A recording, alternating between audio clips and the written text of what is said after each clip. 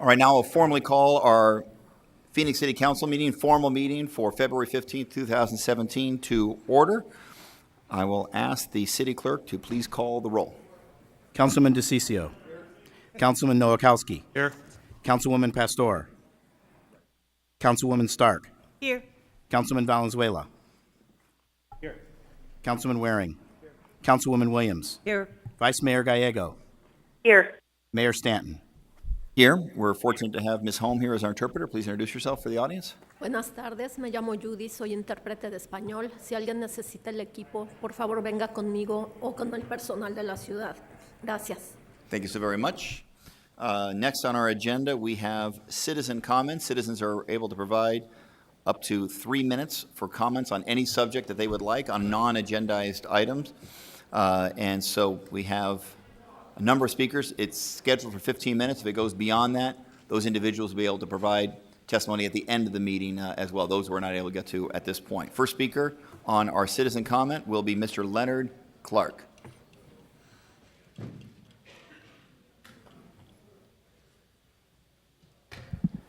Thank you, Mayor and Council. My name is Leonard. I want to thank my fellow veterans and even all of the people out here I know who are going to disagree with me, but I also thank them who served in our country's armed forces, so I would have the right to say what I'm going to say, even though I know they're going to disagree with it. Thank you for putting your lives on the line, and for those who can't be here, who never made it back. I know that today is going to be a controversial day, so what I'm saying right now isn't really strictly on the sanctuary city thing. I'm here to tell you a note of concern, and that concern is a bill that I believe that is at the state legislature right now by State Senator Borrelli from Lake Havasu City, which is going to chill the First Amendment of the United States Constitution, my right to civilly protest, and that bill is wanting to apply racketeering, it sounds innocent, to those who incite a riot or riot. But the problem is what Senator Borrelli and some of our conservative friends at the legislature are trying to do, in my opinion, is chill free speech, because even though some of them supposedly lauded Dr. Martin Luther King and Cesar Chavez, it would have been Dr. Martin Luther King and Cesar Chavez who could have very easily been arrested if they had done it in Arizona and been put in prison for years in Arizona's gulags and private prison system, just because simply they were in the crowd and they were said to be inciting the riot.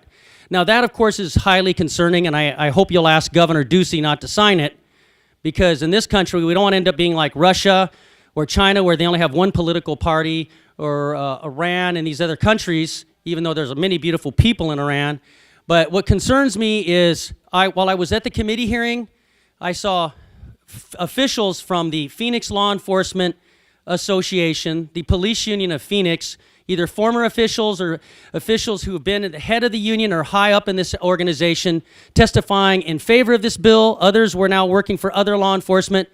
And, you know, we watched Adam 12. Ma'am, I don't make the laws, I just enforce them. That's fine. But what concerns me now is I see high up Phoenix Police Union officials, people who repeatedly endorsed Joe Arpaio, of all people, saying that they want to take away our First Amendment right by applying racketeering laws to innocent protesters. Their homes could be taken away under these laws. Suddenly we're Al Capone because we protest. And I ask my libertarian brothers and sisters, I ask my conservative brothers and sisters, please realize they may come for us first because we disagree with them. But Mark, rest assured, they will come for you. So I'm very concerned. And when I was at the immigration center that night, when the young mother was kidnapped from her children, her daughter, I was there the second time. I did not see any federal immigration officials out enforcing federal law for the chief executive in America right now who likes to work with Putin. I only saw Phoenix police physically restraining these people, letting them take that mother. Thank you. Thank you very much, Mr. Clark. Alice Jones, Ms. Jones.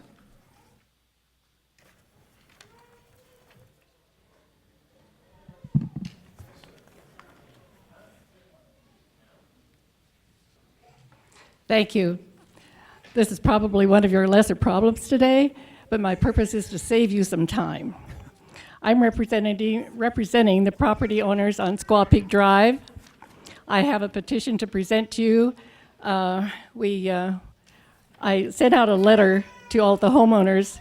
They were to call me if they did not want the name of Squaw Peak Drive changed. And calls did come. We set up a petition that I will present to you, and it was all voluntary. There were no calls saying anybody wanted to change the name. The petition reads, "We, the undersigned property owners on Squaw Peak Drive, Phoenix, Arizona, hereby affirm our desire to retain our street name. We do not and will not support or agree to the renaming of Squaw Peak Drive." Each signer will have a copy of this petition. We had, our goal was to have at least 75%, that seemed to be the magic number here, of homeowners who wanted to sign the petition, and that we do have. Because of the renaming issue, we have built a strong network of concerned, organized, and supportive neighbors who are adamant in our desire to retain the street name Squaw Peak Drive. It is easy to believe that if homeowners had been offended by the name, they would have not purchased property there in the first place. My husband and I took possession of our home Valentine's Day 48 years ago. This is a part of our history, and now we hope to be a part of the city's history. Thank you. Thank you very much, Ms. Jones. Our city clerk will, Ms. Jones, the city clerk will get the petition from you. He'll grab it. He'll come for you now. Next will be Tim Rafferly.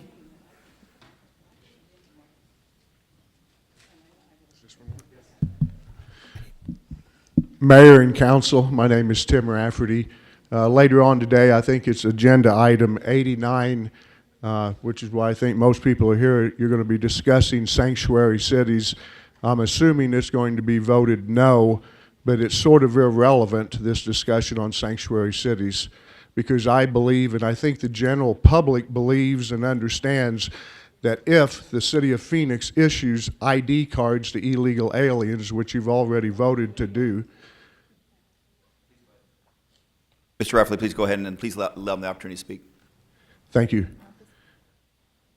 If you do issue these ID cards, which the main reason for these ID cards is for illegal aliens or for some undocumented, then you will become a sanctuary city, because that's what those cards will be designed for, is to give sanctuary for those that aren't supposed to be in our country in the first place.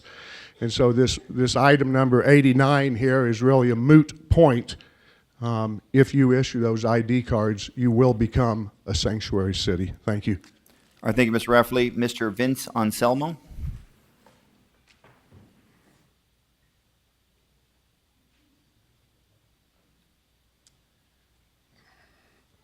Thank you. My group, Riders USA, is an immigration watchdog group, and we're here to address the Sanctuary City petition. Now, Sanctuary City, this is not about the guy who mows your lawn, the guy who works out in the field, the housekeeper, the whatever who has come across the borders illegally and is trying to make a living here. This is about when those people, when the housekeeper or the guy who mows your lawn decides he wants to make a little bit of extra cash and decides to go hold up a local convenience store, for instance.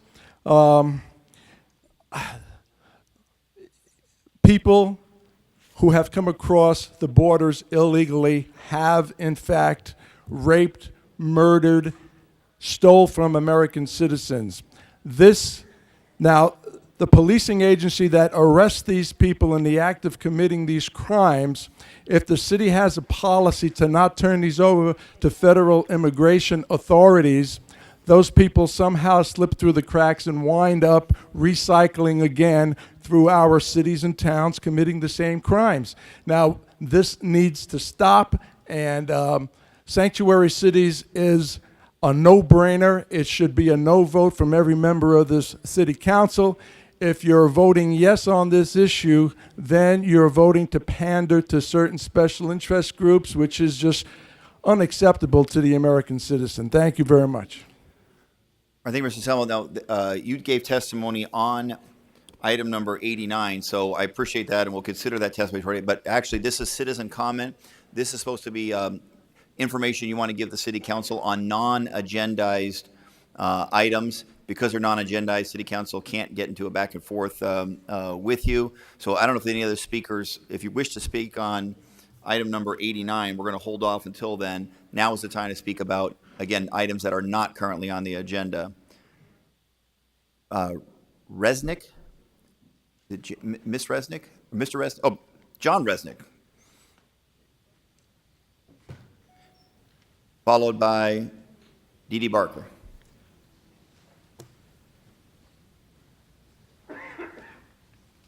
Good to see you. Hello.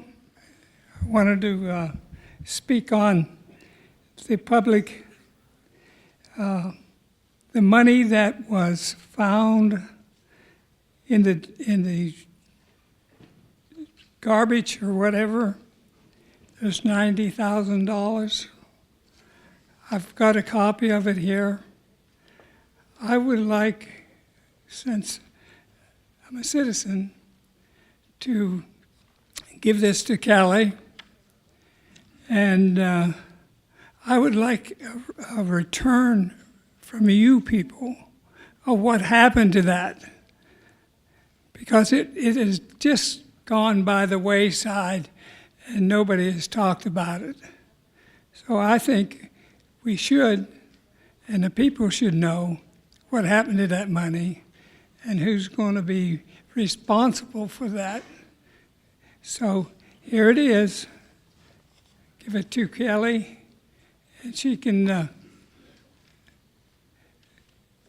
be responsible for it to come back to us and tell us what happened to that money and what happened to it. Thank you. Thank you very much, Mr. Resnick. Ms. Barker?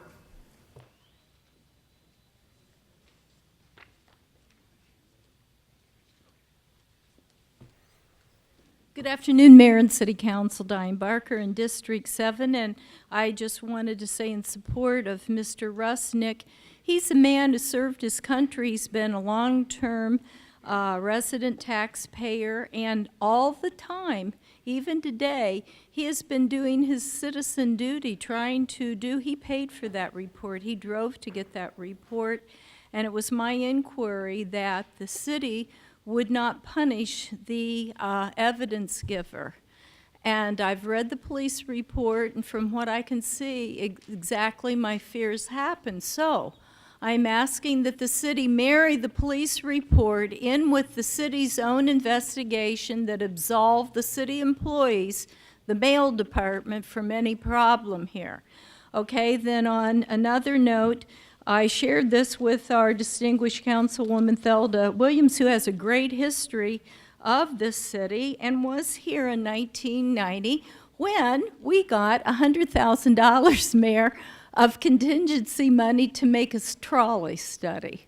And that was from the neighborhood. So what I'm just going to show you what's happened today from July of 1990. That was after the failed Valtrans, which was 100 miles of elevated rail that would be going through neighborhoods like Arcadia. So we decided to go at grade. And today, I live in a building that is TOD, Transit-Orientated Development. But just yesterday, we first got the bicycle rack there for it. Folks, and let me say this, is my bicycle's gotten stolen twice from there. One time, they wanted it so bad out of a locker. And it wasn't so much, it was a broken bicycle. It was the fact that I am doing TOD. So what I implore you to do when now, this started 100,000 to it's billions now, that you impart the values of living in what you give tax exempt for all these buildings. They build a lot of garages and people bring their cars. So it's the same thing. I'm asking you impart with education and incentives for persons to be walkable downtown, ride your bicycle, ride chair, and use petrol cars on the outside. And finally, I'd like to hand this in to Mr. Zerker. I've got a page from him from, when he worked for Frank Fairbanks, 1997. I'm asking for a correction. The city was a party when the deposition of Diane Barker, which I'll add was illegal, taken, and I want the city to get it because you're responsible for a private contractor in your contract of the oversight, supervision that they would follow all of the laws. And there's a little bit of background here, even a letter to Councilwoman Thelda Williams to open this up for a hearing and settlement.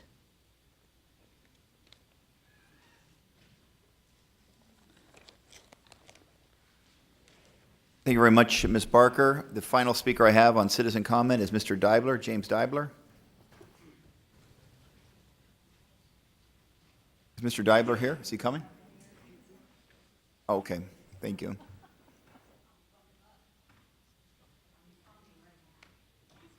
Thank you.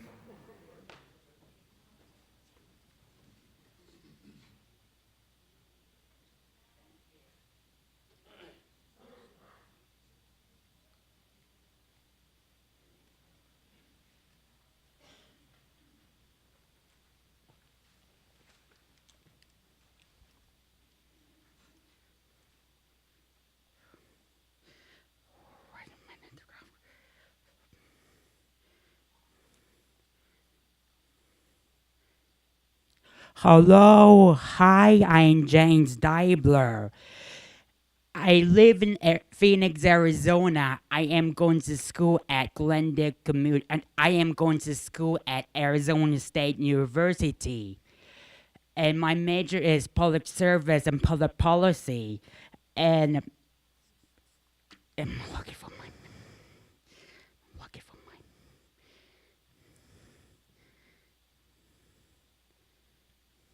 I disagree with the Trump administration decision to ban Muslim and refugees entering the United States. Immigrants have the right to enter the United States by applying for a green card or visa. Immigrants contribute the U.S. economy by providing food to the families and friends. And I know the Phoenix economy is growing fast by creating new jobs for immigrants and all over races. Thanks for your time and consideration. Thank you very much, Mr. Deibler. Good to see you again. All right, now we're going to move on our agenda. We have a motion on boards and commissions for the mayor's boards and commission nominations. I apologize. City clerk, read the 24-hour paragraphs first, then we'll do boards and commissions. My apologies. City clerk. The titles of the following ordinance and resolution numbers on the agenda were available to the public at least 24 hours prior to this council meeting and therefore may be read by title or agenda item only. Ordinances number G6274 through 6279, S43234 through 43267, and resolutions number 21511 and 21512. Thank you very much. Is there a motion to approve mayor's boards and commission nominations as corrected? There's a motion. Is there a second? Second. All in favor say aye. Any opposed? That passes. Aye. Is there a motion on city council boards and commission nominations? Motion to approve. We have a motion. We have multiple seconds. All in favor say aye. Aye. Aye. Any opposed? That passes unanimously. Do we have citizen leaders here to be sworn in? Okay, so please come to my right, your left, and I'll swear in these citizen leaders. And then please come behind the dais so individual council members can say thank you in advance for your service.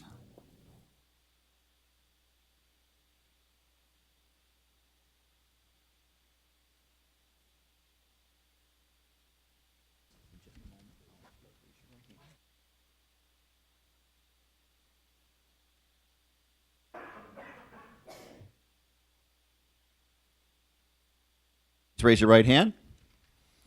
I state your name. Do solemnly swear that I will support the Constitution of the United States and the Constitution and laws of the state of Arizona, and that I will bear true faith and allegiance to the same, and defend them against all enemies, foreign and domestic, and that I will faithfully and impartially discharge the duties of the office of, please fill in them, according to the best of my ability. So help me God. You're official. Thank you for your service very much.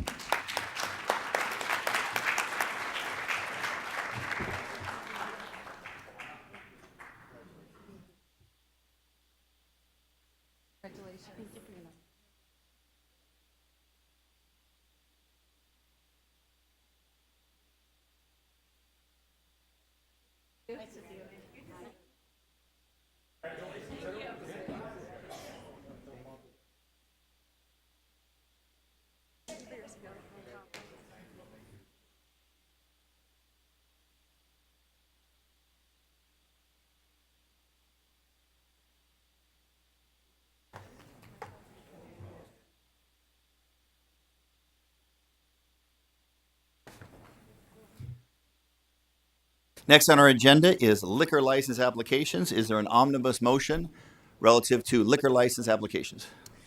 Motion to approve items 3 through 15, except item 5. We have a motion, we have a second. There are 4 cards, all in favor of the motion. They'll be submitted for the record. Any comments by members of this council? All in favor say aye. Aye. Any opposed? That passes unanimously. Next item, acting vice mayor. Item 5, So item 5 is in my district. I wanted to talk to the applicant. He's here. of course. So the Councilman Waring. next item is item number 5. It's a proposed liquor license in District 2.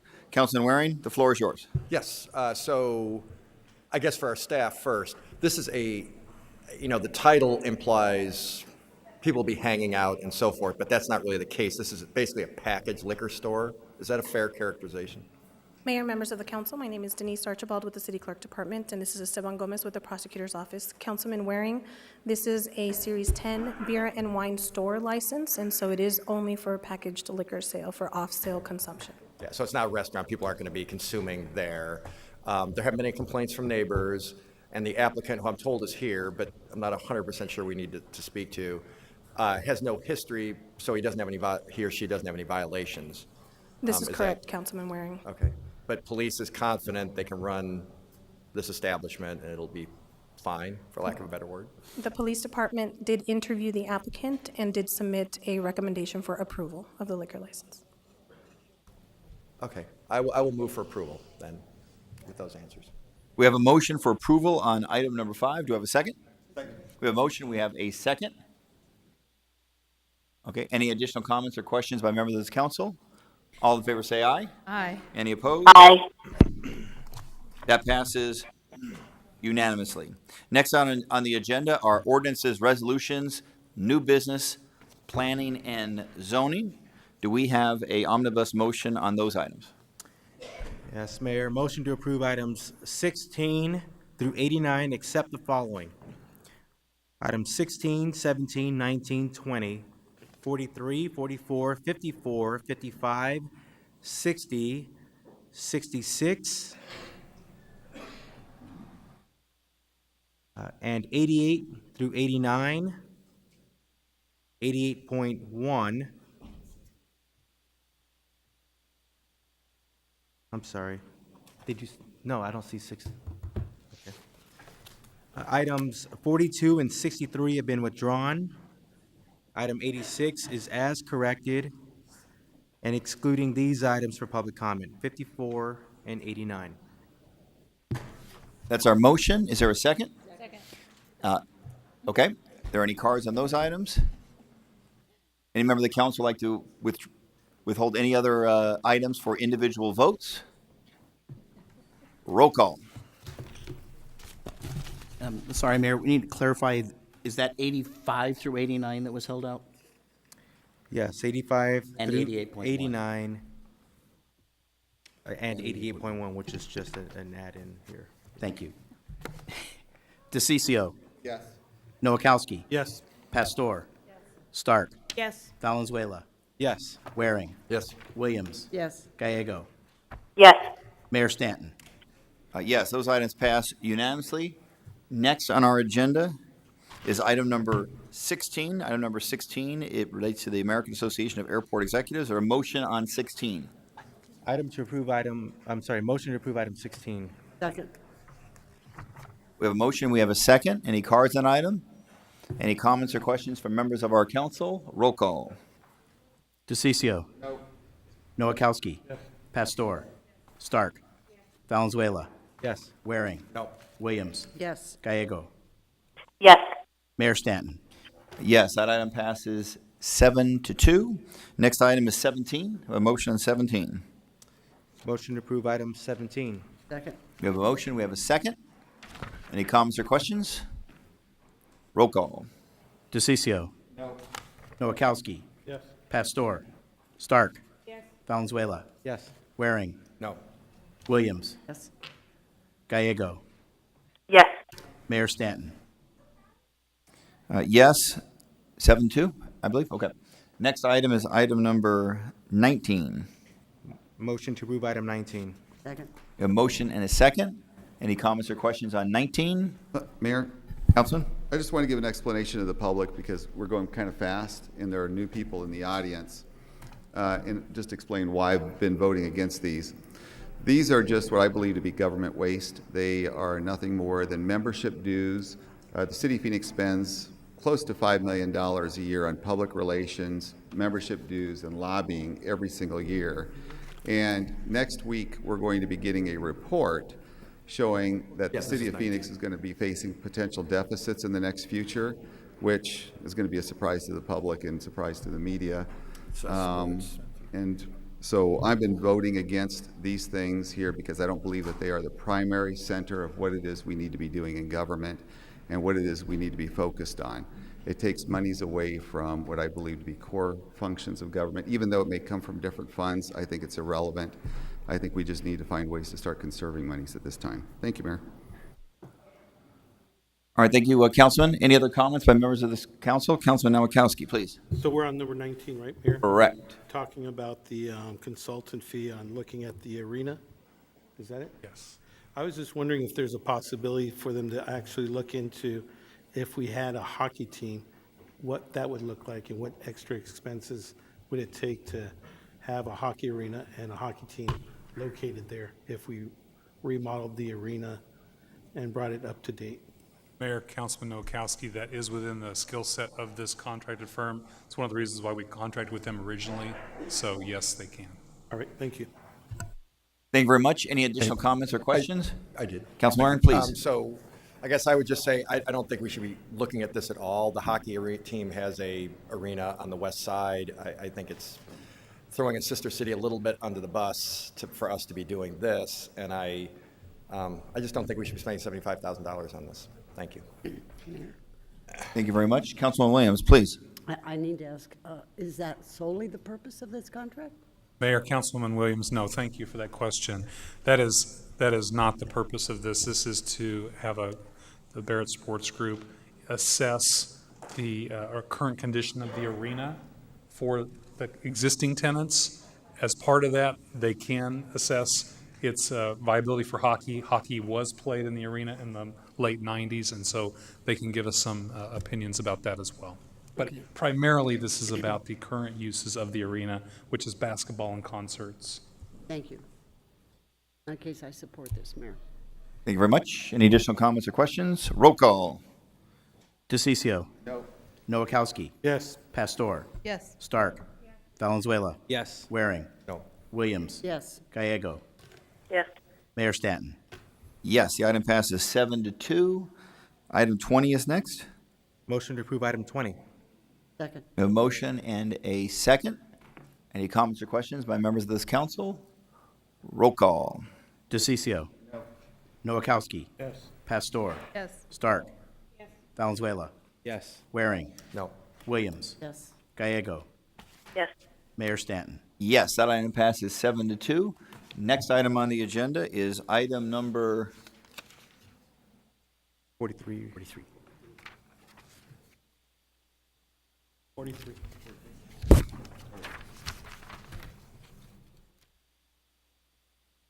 Okay, so item 43 is next. Is there a motion on 43?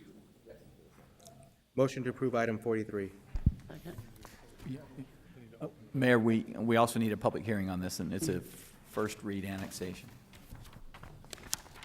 All right, item 43, my apologies. Item 43 is a public hearing relative to the proposed annexation of 47th Street and Ashler Hills Drive. So I will now open the public hearing. Are there any cards on item number 43?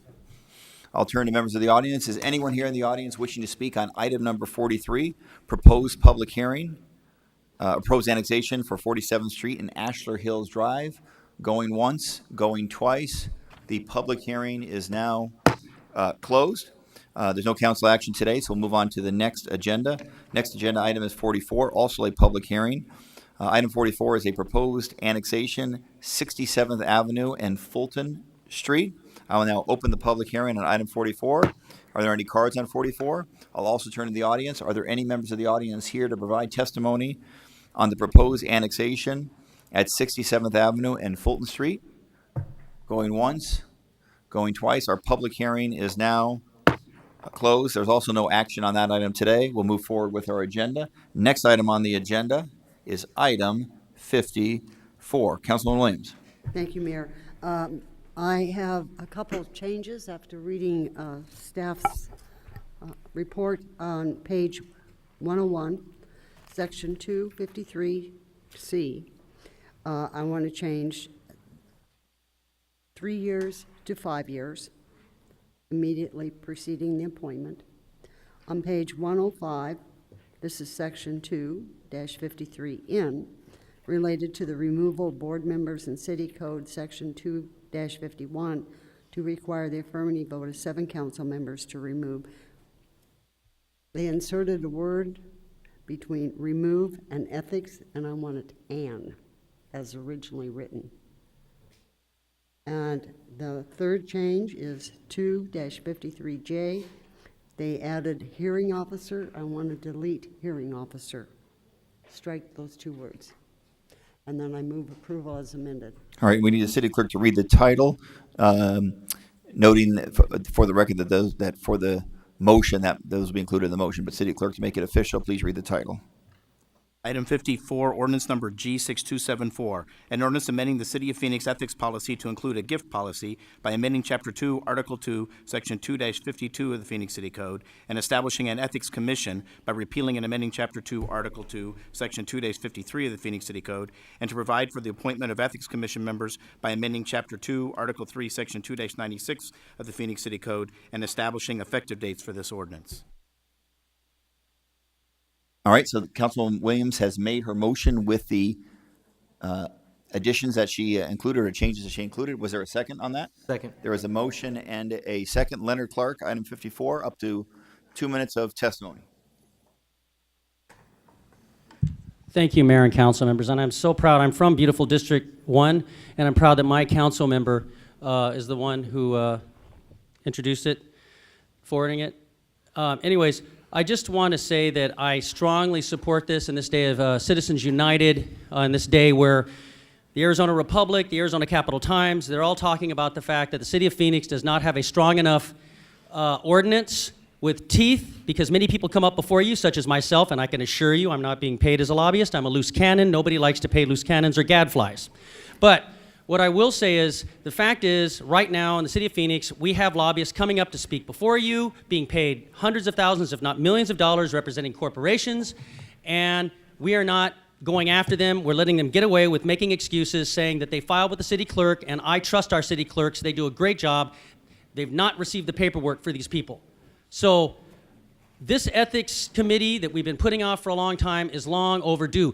In case you haven't noticed, which you might have, the American people, the people around this country, around this world, are very dissatisfied with their elected leaders right now. I'm not saying you personally necessarily, but the problem is you have a lot of money being thrown at you, and I can barely afford to pay for parking here, which I shouldn't have to pay, by the way. I'm a citizen, and I come here as a civic duty to speak before you. So we need an ethics policy. I don't want a gift from you. If I win the lottery, I'm not going to complain, but that's not a gift. We citizens don't get gifts. Every day we have to pay our taxes. The bankers get away with our money. So I'm not comfortable right now until you have a very strong ethics policy in place. I want to know now that these corporate leaders, these lobbyists who continually come before you to get your support over our votes can no longer do that. I know I'm naive for believing in that, but I believe in you. Let's do it. Thank you.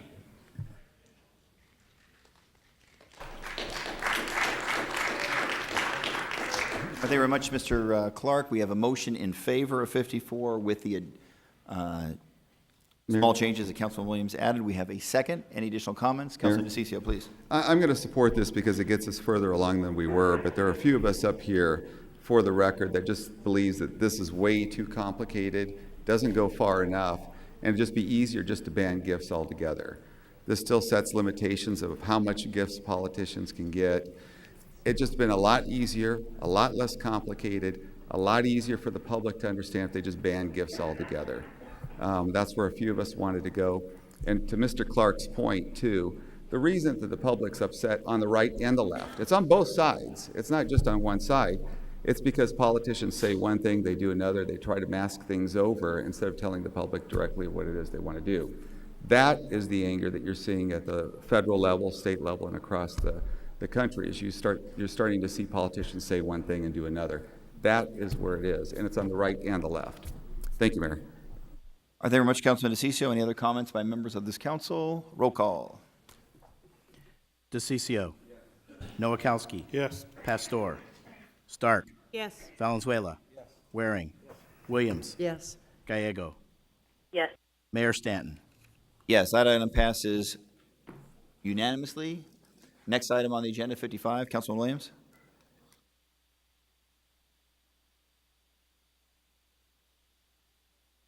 I'm sorry. We instruct staff to, oh, that's right. We had set this when we had the hearing, that we would have a special hearing, I believe, in March. This is the motion to vacate that special hearing because we have now resolved the matter and it's set. So thank you very much. Second. We have a motion and a second. Roll call. DeCiccio. Nowakowski. Pastor. Yes. Stark. Yes. Valenzuela. Waring. Williams. Yes. Gallego. Gallego. Mayor Stanton. Yes. Yes. Thank you, Vice Mayor. Next item is item number 60. Do we have a motion on 60? Motion to approve item 60. Do you have a second? We have a motion and a second. Questions or comments by members of the council on item 60? A quick question, I'm Councilman not sure Warren, which please. staffer. So, I guess I'll start talking as they walk up, presuming they can hear me. So this is effectively, I've had strongly held views about whether we should be in the golf business and so forth, but this is a business that we're in right now. This is a newfangled system, to use old school language, to make our system more efficient and save us money. Is that a fair, on an otherwise money-losing operation, but at least we're losing less money? Is that Mayor, summing up? Councilman Waring, members of the council, that is correct, yes. Okay, all right. As long as it's saving us money and it's better than what we've got before, I will vote for it. Thank you, Councilman DeCiccio. For the same reasons as before, I believe, regardless of what we're talking about with management systems, is whether or not the city of Phoenix should be in the function of golf. I don't believe that it should be. I think, we saw the city of Phoenix just recently, not too long ago, cut after-school programs for kids. It's having difficulty with its financial budget. We ought to be focused more on what we're going to do, turning these golf courses over to the private sector or doing something like that. And that's just where I've been with this. I appreciate staff's work on it, but I just think that it's not part of our core functions anymore, especially given the fact that we're going to be, I think, the only city in the state that's going to have a severe budget deficit coming in the future. And we should be planning for that and preparing for that and focusing our energies on what we can do to streamline our operations here. Thank you, Mayor. Thank you very much. There's another question? Any other comments? Roll call. DeCiccio. Nowakowski. Pastor. Stark. Yes. Valenzuela. Yes. Waring. Williams. Yes. Gallego. Yes. Mayor Stanton. Yes, that item passed, or 7-2? 8-1. 8-1. The item passed 8-1. Next item on the agenda is item 66. The item 66, is that in District 2? It's the fair policy. I just have a Oh, quick just question, a question. Mayor. I Quick I question, quick apologize. I question. know, okay. So I have a motion on 66, and then Councilman Waring had a question. We, motion to approve item 66. We have a motion, we have a second. Councilman Waring, questions? Mayor, my quick question. So my understanding is we sell tickets for a lower price at the kiosk than we do on the buses, but people can't get to the kiosks, so we're actually lowering the price of the ticket that people buy on the buses to make it fair, because the kiosks aren't necessarily by a bus stop or where you want to go. And then the special event passes are designed really for visitors and conventioneers and so forth. So that's a new program, so it's not a fare increase, it's just a new program that could make the city money and frankly make it easier for our visitors to travel around. Is that a fair summary? Because it was a little complicated, frankly, to read in the package, so anybody who rides the buses might not have been able to understand all this either until you kind of boil it down. Mayor, Councilman Waring, Maria Hyatt, Public Transit Director. You are absolutely correct. I'll speak about the differential first, the onboard bus differential. Because that did sound unfair. Yeah. And that is one of our primary concerns regarding it, Councilman. We do sell bus passes, or actually transit passes, because they're good on light rail also, at more than 800 different retail outlets throughout the city, or at ticket vending machines, or at transit centers. But if you did not buy your bus pass, you're going to use it on a bus, and you walk up to the bus and you need to pay, you're going to pay an additional $2 to buy it on board bus. Yeah, which just doesn't seem right to me, so I'm glad you're addressing that. And then the other, as I suggested, is to get people to ride the bus who are from out of town, and then obviously we have to charge something for that. Correct. And Councilman Waring, regarding the special event pass, you are also correct on that one, that what this does is it's based on our current fare structure, and what it does is it allows us to target those large events that come to Phoenix. It is a new revenue opportunity, and we see it as a benefit to bringing these types of events and the economic development it brings to our city. Okay, thank you. So just for me asking these questions, it's just people do ride the buses and also watch our meetings, so I wanted to make sure anybody who read the packet, it's not your fault. There's just a lot of different combinations of stuff, but it was a little hard to get through and figure it out. Maybe it was just me, but I wanted to make sure a little more clear and concise explanation was available to those who ride our buses, and I know some of them probably are here in the audience today. So We appreciate you bringing that up, thank you. Councilman. So I'm good, Mayor. Thank you. Thank you very much. Any other comments or questions? I'll just say I'm glad that we're adopting this policy too. I know it was a well-intended policy to have the fare reduction at the kiosk, so that way it would speed up operations on the bus. But at the end of the day, it was unfair to certain neighborhoods in which there wasn't a kiosk nearby, and this actually is probably the right and appropriate and fair policy citywide. Any other comments or questions? Yeah. Please, Councilman. I also think it's a very good policy because many of the bus drivers receive not only insults, but sometimes assaults because they say that the ticket's higher. So I think it's a safety. It will help the drivers very much. So I thank you for taking that into consideration. That's a great point. All right. Roll call. DeCiccio. Yes. Nowakowski. Yes. Pastor.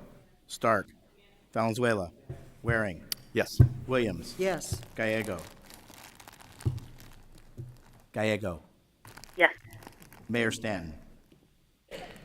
Yes, that item passes unanimously. Next item on the agenda is item 85. Item 85 is on our planning and zoning agenda. This concerns the southeast corner of 32nd Street and Sherrill Drive. We'll begin this matter with a staff report. Then we'll hold a public hearing, see if there's any testimony on this item. And then we'll turn to the councilwoman for the district, which is District 3, and see if she has any comments and or a motion. And then we'll take a vote on the item. So first, we'll start out with Mr. Alan Stevenson, our city planning director, for a staff report on item 85. Mayor, members of council, item 85 does not have any opposition, so I'll dispense with the PowerPoint unless the council would choose to have one. All right, is anyone dying to see Alan's PowerPoint that he put together? No takers. Go. All right, Mayor, members of council, item 85 is the southeast corner 32nd Street and Sherrill Drive. This is a request to rezone a site from CO/GO with a height waiver to PUD to allow a mixed use, including a self-storage facility. Was approved by the Paradise Valley Village Planning Committee per the staff recommendation by a 13-0 vote. The Planning Commission approved the Paradise Valley Village vote by a 7-0 as well. With that, staff recommends approval per the Planning Commission, and happy to answer any questions. All right, thank you very much. Any questions for our planning director? I'll now open the public hearing. Are there any cards on item 85? Anyone here on item 85, southeast corner 32nd Street in Sherrill?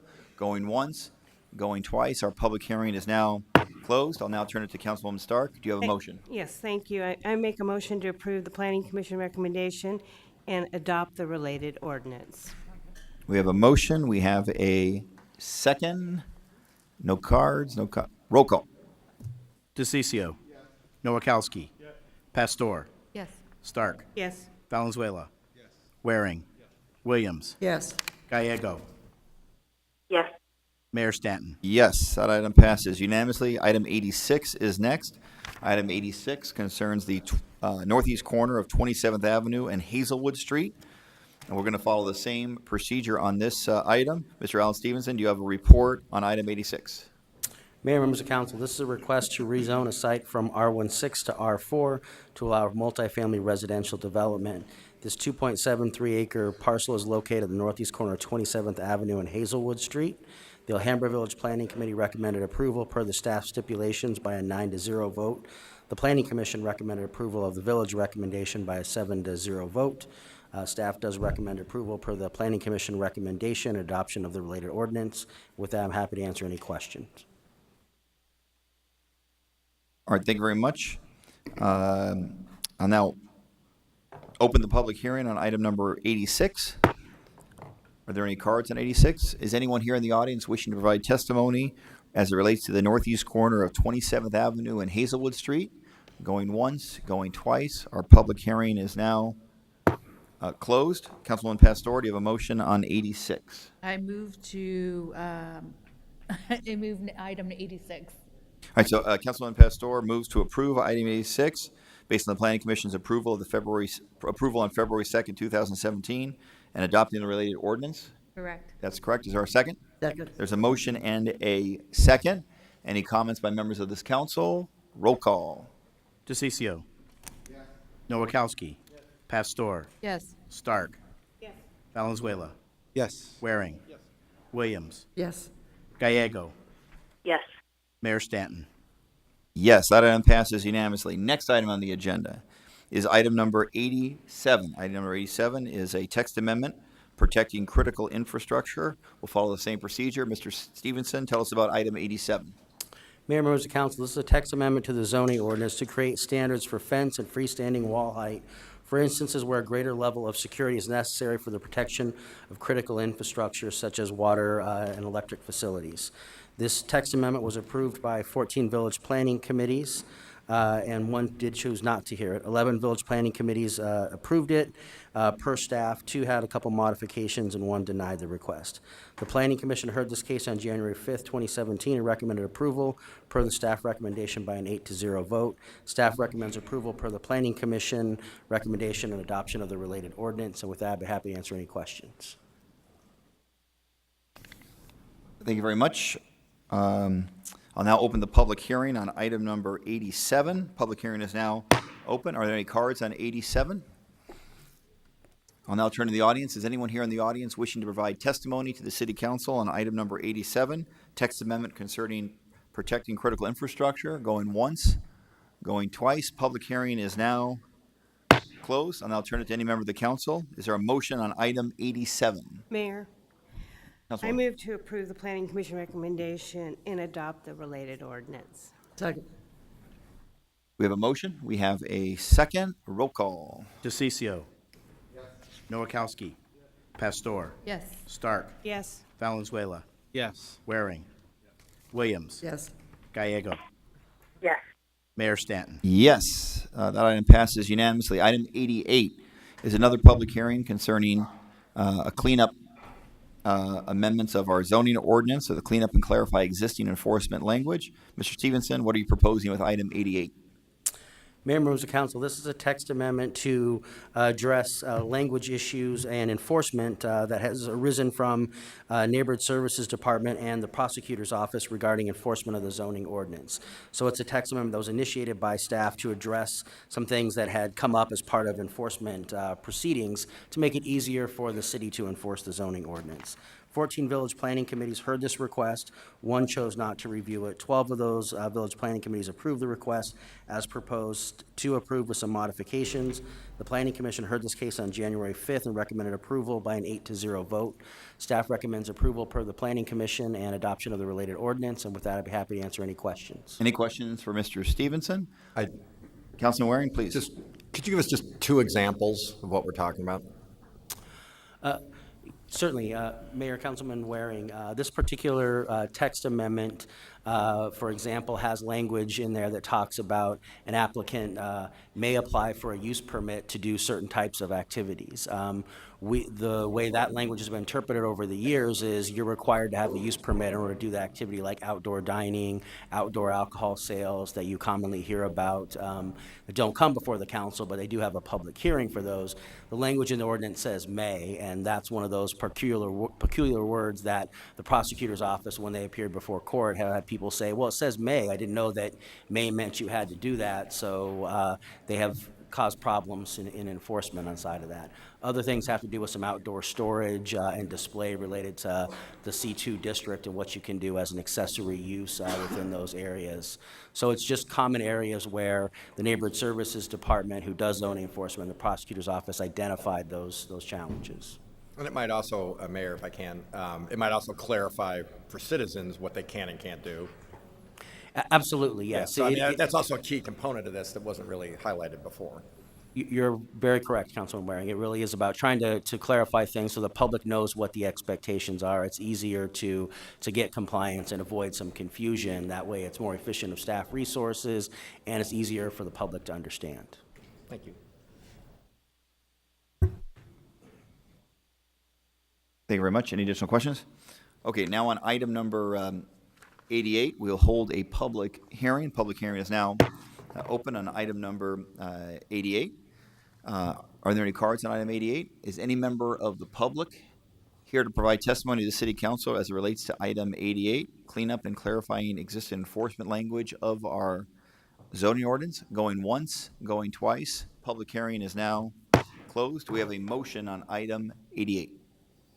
Approval on item 88 and adopt the related ordinance. We have a motion. We have a second. Roll call. DeCiccio. Nowakowski. Pastor. Yes. Stark. Valenzuela. Yes. Waring. Williams. Yes. Gallego. Yes. Mayor Stanton. Yes, that item passes unanimously. 88.1, do we have a motion on 88.1? Motion to approve item 88.1. We have a motion and a second. This is an add-on item for our agenda. Councilman Waring, did you have questions or comments on? Just vote, okay. Roll call. DeCiccio. Nowakowski. Pastor. Yes. Stark. Yes. Valenzuela. Yes. Waring. Williams. Yes. Gallego. Yes. Mayor Stanton. Yes, so that item passes 8-1. Okay, next item on our agenda is the final item on today's agenda. That's item number 89. Item 89 results from a citizen petition before the City Council from, I believe, 2 weeks ago, per our city charter.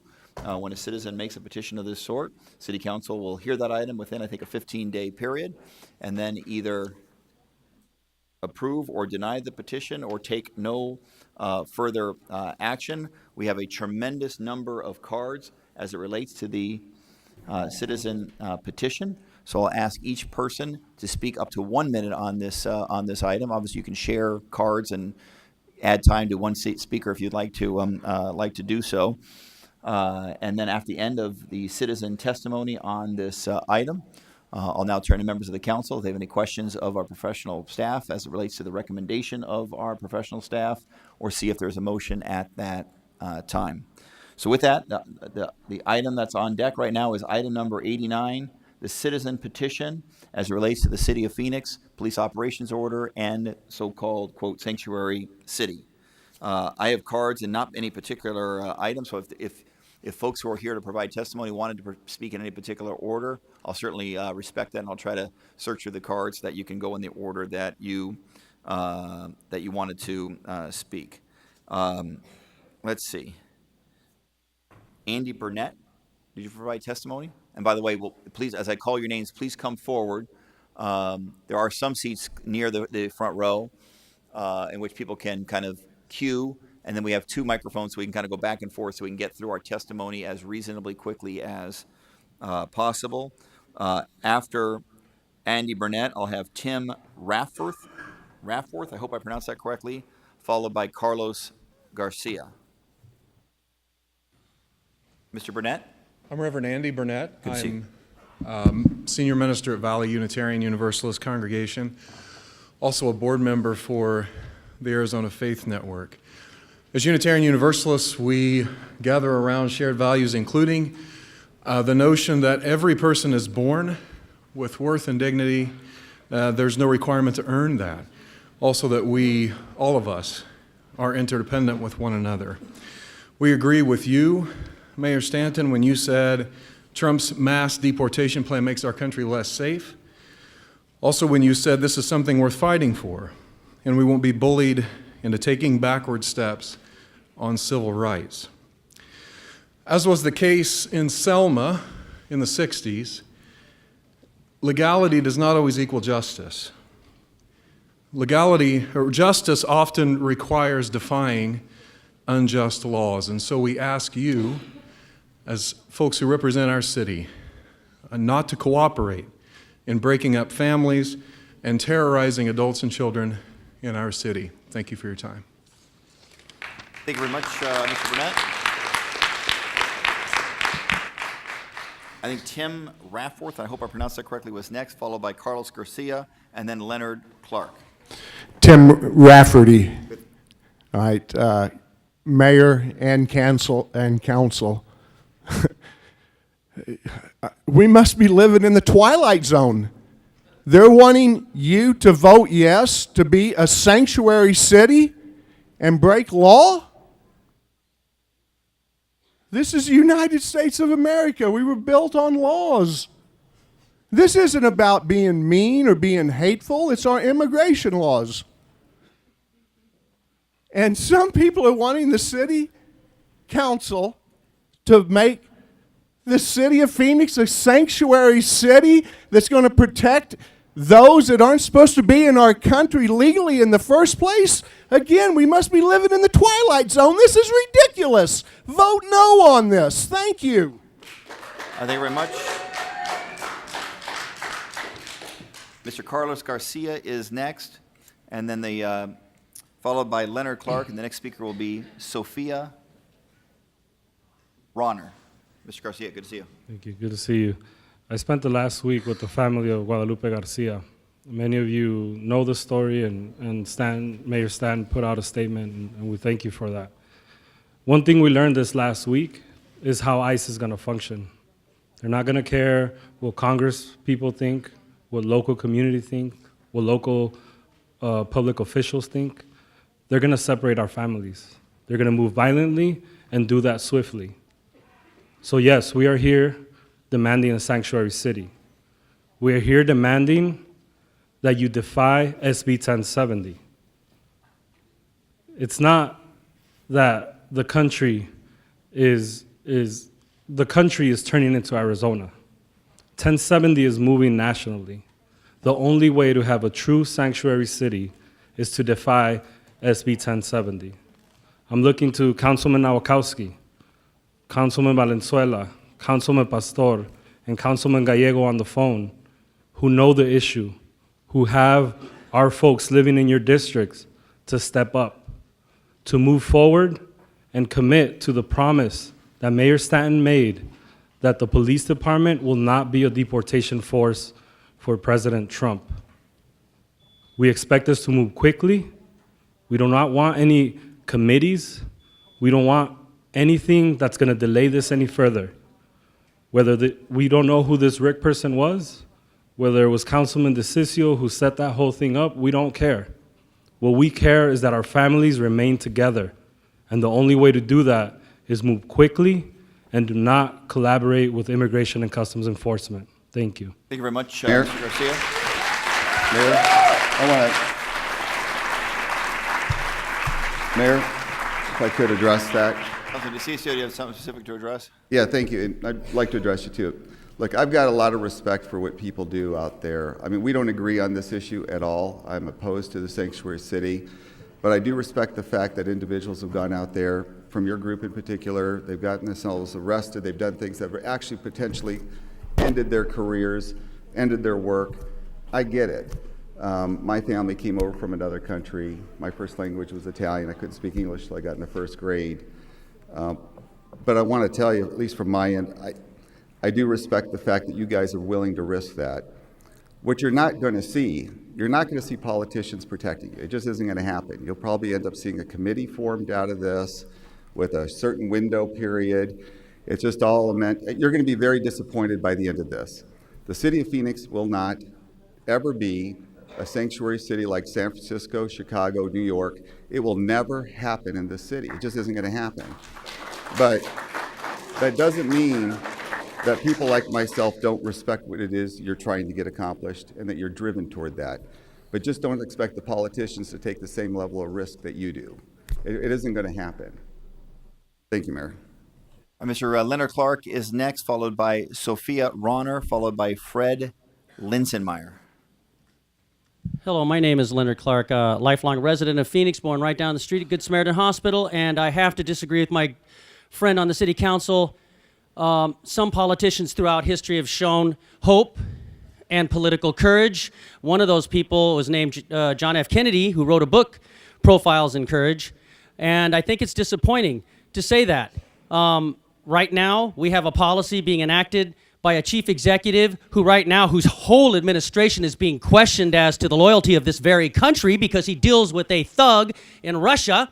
And yet we are supposed to now be told that the Old Testament style of casting stones, an eye for an eye, we're going to take that baby, you're going to do unlike wise King Solomon. And so when the two mothers come to you, no extenuating, no mitigating circumstances, some of our council people are saying, sorry, cut that baby in half. Rip that baby in half. We'll have bloody justice. That's not justice. If you go to the state capitol right now, and what don't you understand about illegal? I've heard that argument so many times. Go to the state capitol, go to the monument right in front of the governor's office, the state of representatives, and the state senate. And there you will find not just only Ira Hayes and a Mr. Pruitt, who won the Medal of Honor, and one who raised the flag on Iwo Jima. You will find Sylvester S. Herrera, who was brought to this country at 2 years of age, lived in Arizona, and won the Medal of Honor. I didn't hear... All right, next, Mr. Clark, we have... You have no papers. You cannot go... Mr. Clark, we'll have 1 minute per speaker, so we have a chance to get everyone. So the next speaker will be...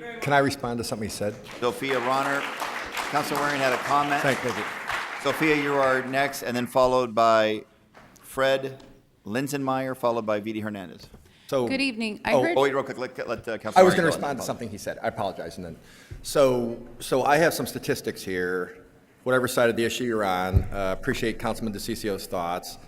I mean, bottom line, for those of you who've written in that this should be a sanctuary city, we can't really ask our police officers to break the law. That would be unethical. I think that's going to be a summary of maybe the legal advice that we get. That just doesn't seem practical for a host of reasons. But for those who have mentioned, like Leonard Clark did, which is why I bring this up now, about the Trump administration. So I just got a couple statistics to read here that I got from our police department. For those of you who have talked about a mass deportation police department and so forth, I will let you decide what mass is, but the city of Phoenix already, under the Obama administration, under the current policies, so in 2014, there were 2,436 people who were referred to ICE. The city of Phoenix currently refers every single booking to ICE. So if you get basically cuffed up, I think that's effectively what we're talking about, and sent over to county, There are 39,802 arrests. I don't know why I'm doing this without my glasses. 39,802 arrests in 2014, 36,311 in 2015, and 31,951 citywide in 2016. In 2014, there were 2,436 people were sent to ICE, presumably because they weren't citizens. The chief is here, maybe she can address this, but that is the implication. And then they presumably were subject to deportation, potentially. They committed a crime, they wound up being referred to ICE. It was 1,907 in 2015, and in 2016, it was 1,455. There were fewer arrests, so there were fewer people. We could debate the word mass all day long, but the city of Phoenix is currently already participating in deportation proceedings. There's really no way around that. It's already happening. So you can take President Trump, he hasn't been there long enough to make changes that are now affecting us. That was already happening.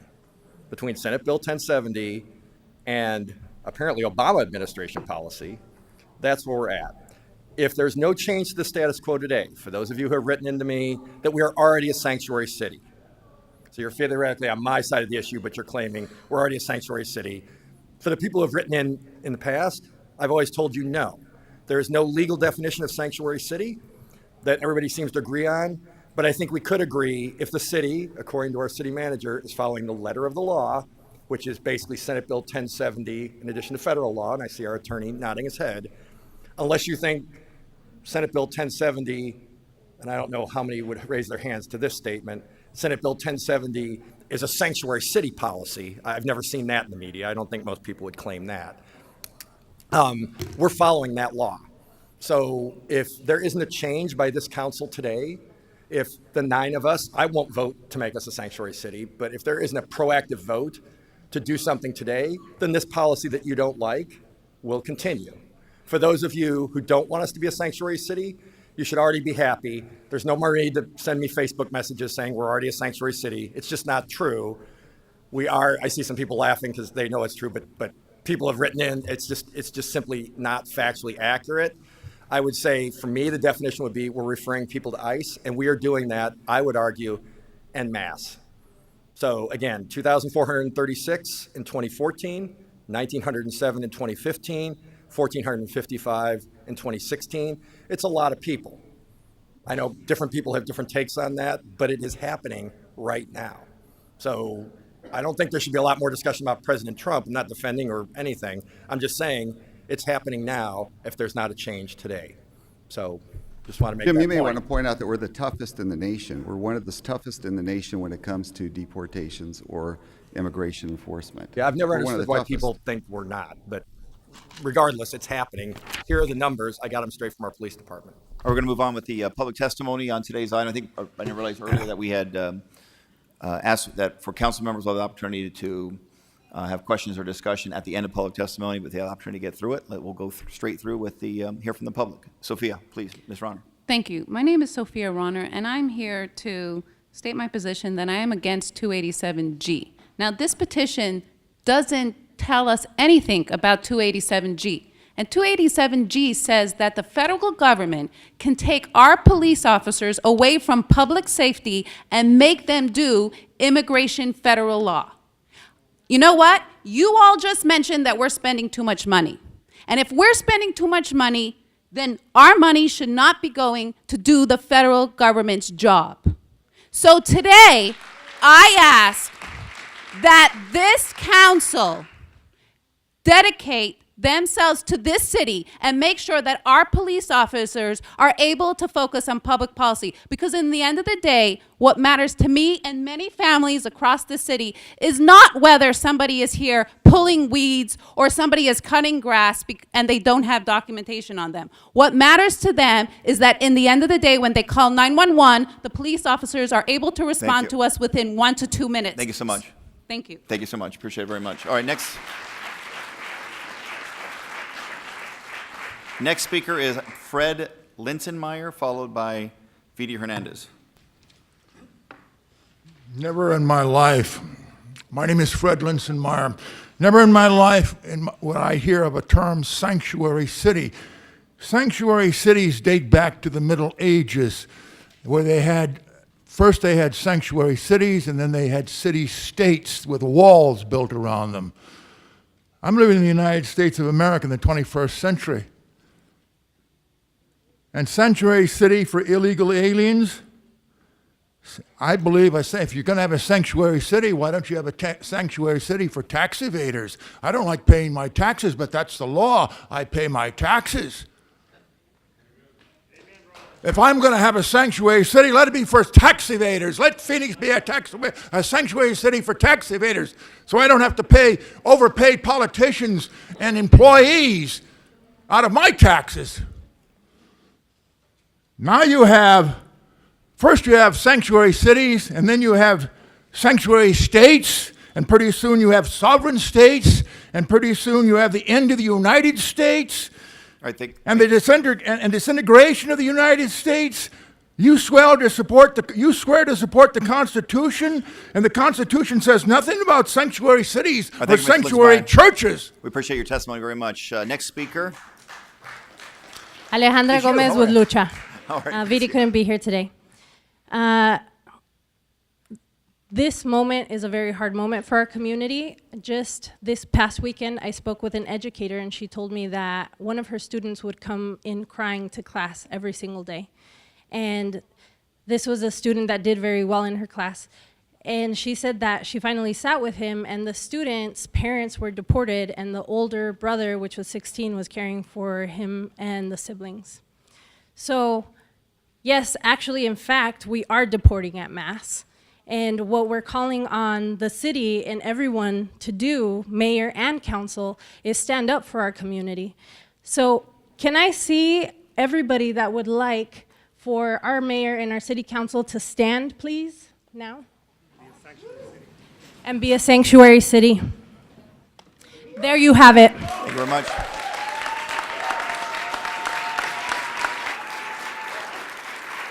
All right, next speaker will be Heather Hamill, followed by Albert Wass.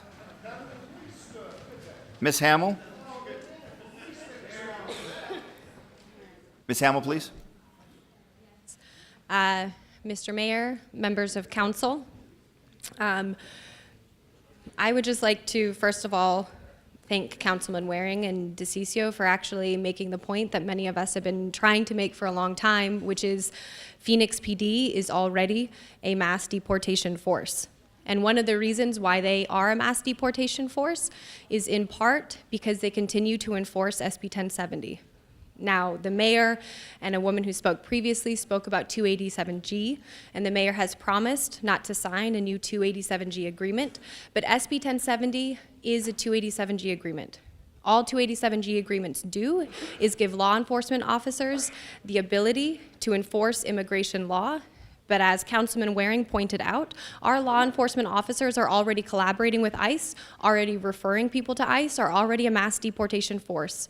So you don't need a 287G. And if you don't want to have a 287G in your city, then you need to defy 1070, and you need to vote yes on this petition. Thank you. All right, thank you very much, Ms. Hamill.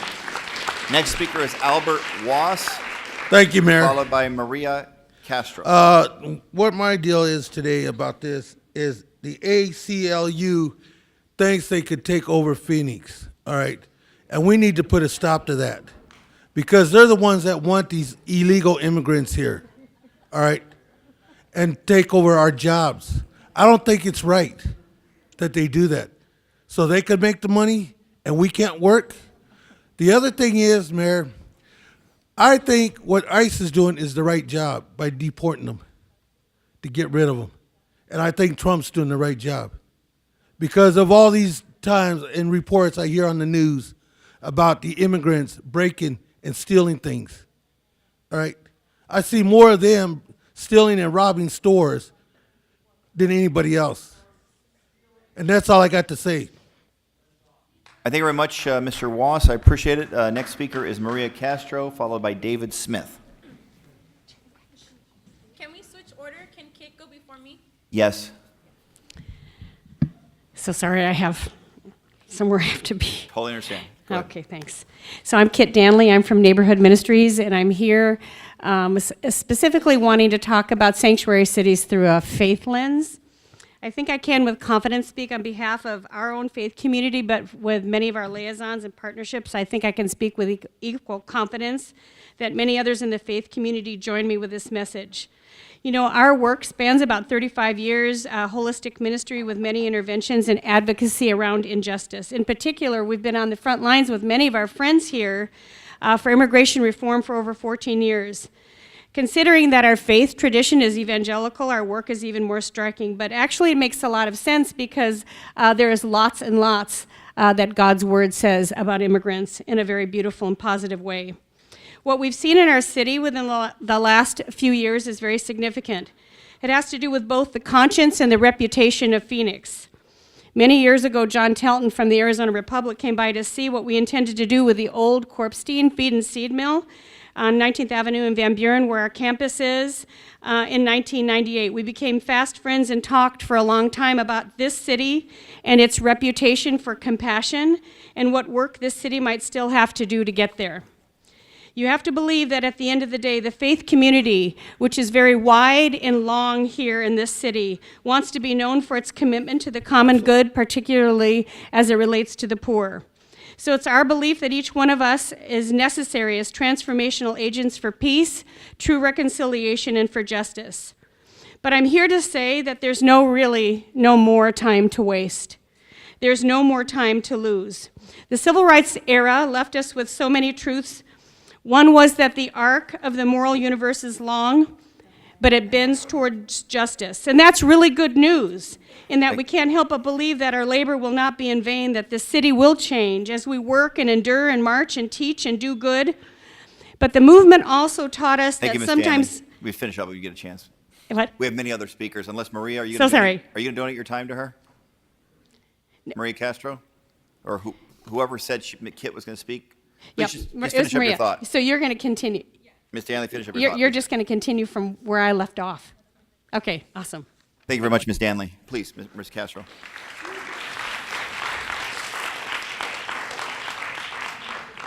My name is Maria Castro. I'm here as the daughter of a beautiful undocumented mother. And to say that I'm very disappointed in you, Mayor Stanton. You have confused my mother. You have increased the trauma and anxiety in my home and the homes across the city of Phoenix by saying that you are going to stand up to Trump, and you have not done so. And it is clear to me and my mother now that you will stop at nothing to continue to support Trump unless you declare this to be a sanctuary city along with the city council. You are an extension, another appendage to the mass deportation machine, and continue to be. The past week, I was arrested, and you didn't do anything to stop that. What you did and what you allowed was the Phoenix Police Department to move and create a path to move our bodies and encage us in order to put people into deportation proceedings, to rip families apart. You and the people in this council have allowed that to happen, and we cannot allow this to continue to happen. Deportations are happening every day. You are leaving orphan children at home every single day. Thank you. Thank you very much for your testimony. Mayor, I have a question for... So for Councilman, those... if you have a question for the speaker? Yes. Please. For those individuals that don't know what happened to Guadalupe Garcia, can you just give us like a real quick 30-second? Guadalupe Garcia de Rayos was abducted by Immigration and Customs Enforcement last week, and she was torn away from her family. And as community leaders, we did our best in order to try to keep that family together. And this council and the mayor allowed the Phoenix Police Department to remove us and clear a path to deportation. It's showing very, very clearly to the rest of the city that you are collaborating with Trump's mass deportation force. Thank you. I think Mr. Smith, are you next? Yeah, Mr. Smith, I apologize. Then it'll be Cynthia Perrin. Mr. Smith. Thank you very much. Thank you for your time. I've been a construction plumber in the Phoenix area all through the 80s and the 90s and the 2000s. And in 1990, if you went to any job site in Arizona, you would find about 90% Anglo and 10% Latino. A few years later, by the late 90s, after NAFTA had passed, after NAFTA had wiped out over 2 million small farmers and wrecked the Mexican economy, You could go to any job site here and find about 90% Latino and 10% Anglo. There would be days when I would be the only person on a job site who was Anglo. So they came here in the millions, and they came here for a good reason. So long as the investors and the developers were making billions of dollars, so long as the municipalities were making lots of money on taxes, millions of dollars off of new taxes, and the houses were being built, nobody had a problem with the Latinos being here. As soon as the housing bubble burst, we enacted this terrible 1070 law, most of which was struck down, and decided to make money off the Latinos through the private prison system. What I'm here today is asking for some judicious resolvement of this thing here. Thank you so much. And for them to be treated with justice. Thank you very much. Appreciate it. Ms. Perrin is next, followed by Sandra Weir. Ms. Perrin. Good afternoon, Mayor, council members, and the audience. My name is Cynthia Rosa Perrin. My family comes from Mérida, Mexico, and they came here many, many years ago. I live on the outskirts of Phoenix, and I'm very concerned with it becoming a sanctuary city. I'm not against those who are here without papers. I'm here against Phoenix becoming a sanctuary city. If it does, it will turn out to be just like San Francisco is. Remember, just 10, 15 years ago, everybody wanted to go see San Francisco. Everybody wanted to vacation there. Nobody goes there anymore. Everybody's afraid of the crime that's there. Everybody's afraid of the things that are happening there. And I suggest that we vote against Phoenix becoming a sanctuary city. Our property values will plummet, our crime rate will rise, and our visitors that come here every winter will not come here anymore. So I am against it becoming a sanctuary city. I suggest that those who want to live in a sanctuary city move to San Francisco. Thank you, sir. Thank you very much, Ms. Perrin. Sandra Weir is next, followed by Antonio Vasquez.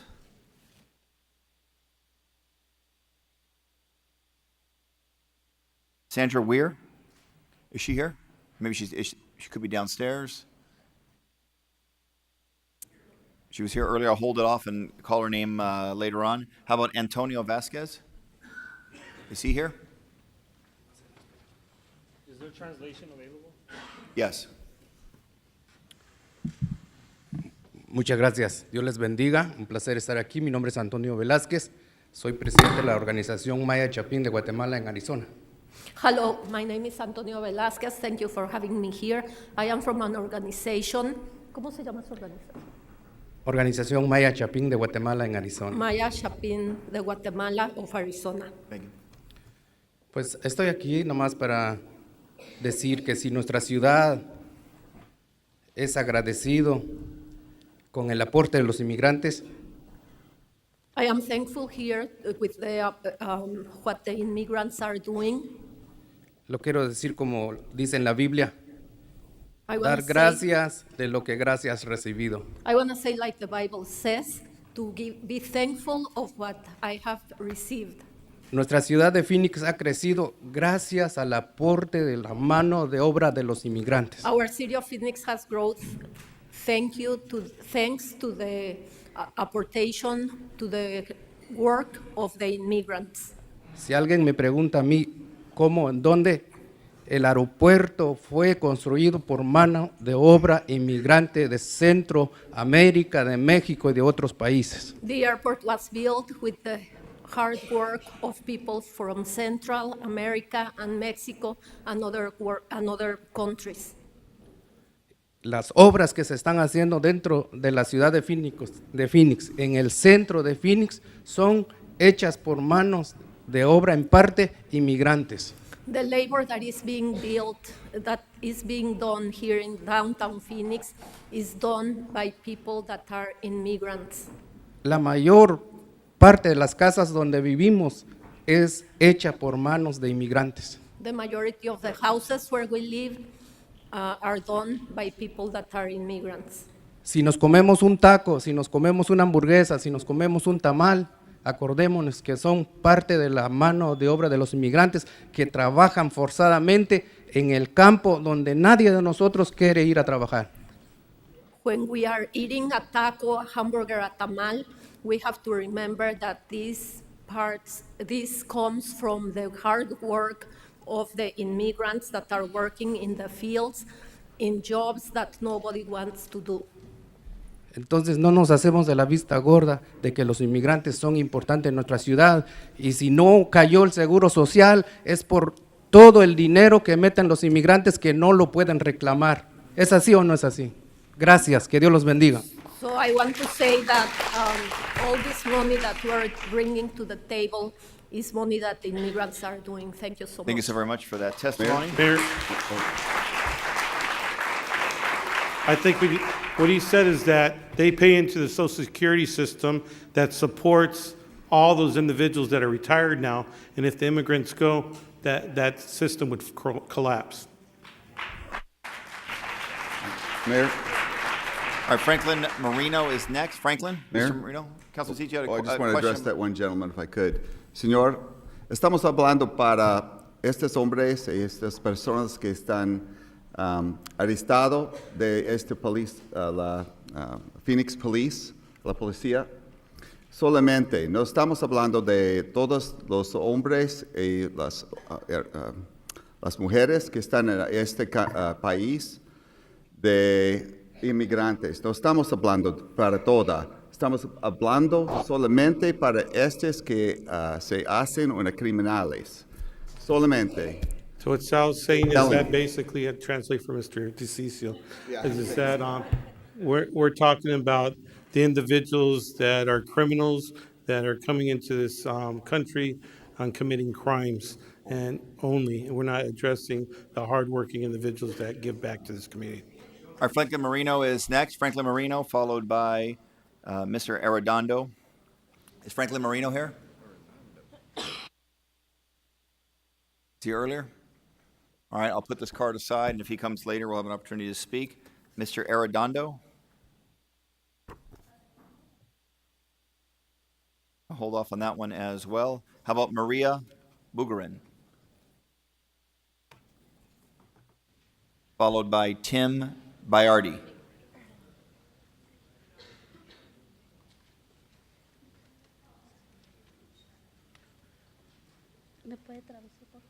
Please.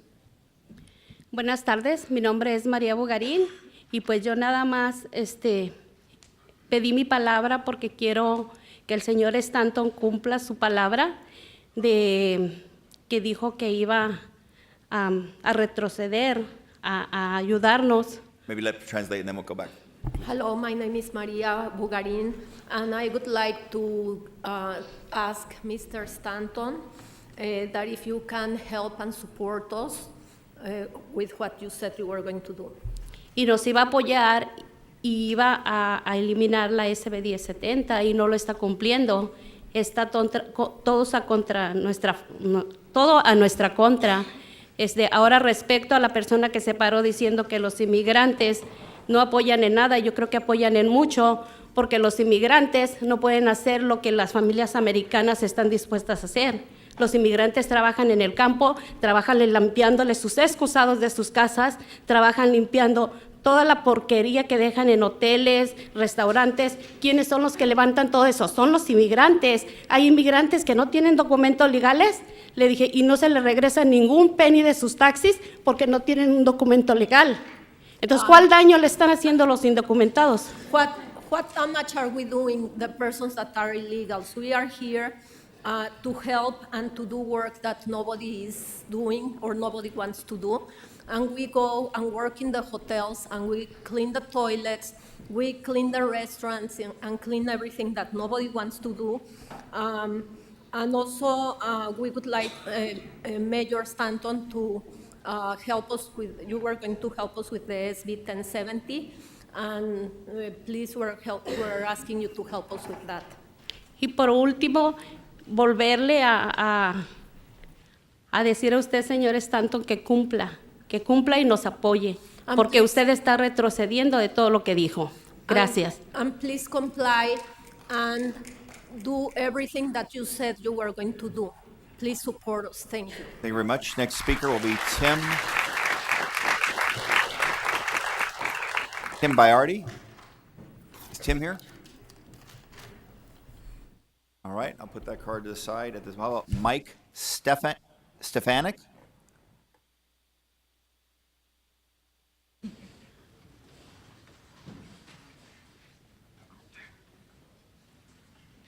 Hello, Mayor Stanton, City Council. Bring it up there. There you go. How are you doing? Great. The last time we spoke, I was on the City of Phoenix Chamber of Commerce. I think you remember in the back there. Anyway, I'm here today as a private citizen. I've been here in Phoenix my entire life. In fact, my family has been here in Arizona for a little over 117 years. Okay, they're Mexican immigrant families, came from Mexico. My grandmother was born in Cananea, Sonora. My entire family, in the hundreds, all oppose illegal immigration. They came here to the United States to become Americans, not to maintain their Mexican citizenship or whatever. They became Americans. They learned to speak English. They followed the rules. They followed the law. We are a nation of laws. We're a nation of rules once again. So therefore, everybody on the City Council, including you, every single police officer, every military officer, and anybody who holds an elected office in the United States of America takes an oath to uphold the Constitution of the United States and all laws. So that means to me that any city council, any state, local office, or anybody who elects or decides to vote on a law that is violation of the Constitution of the United States, therefore is abdicating their oath of office, basically invalidating your position. Thank you so much. Appreciate your testimony very much. The next speaker will be Chris Fleischman, followed by Jennifer Jones.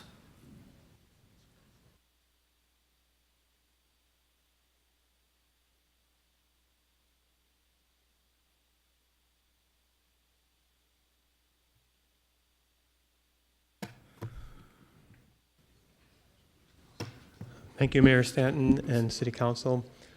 I'm here to say that I saw Guadalupe Garcia del Rio get deported last week, and something definitely has changed since the Trump administration came on board.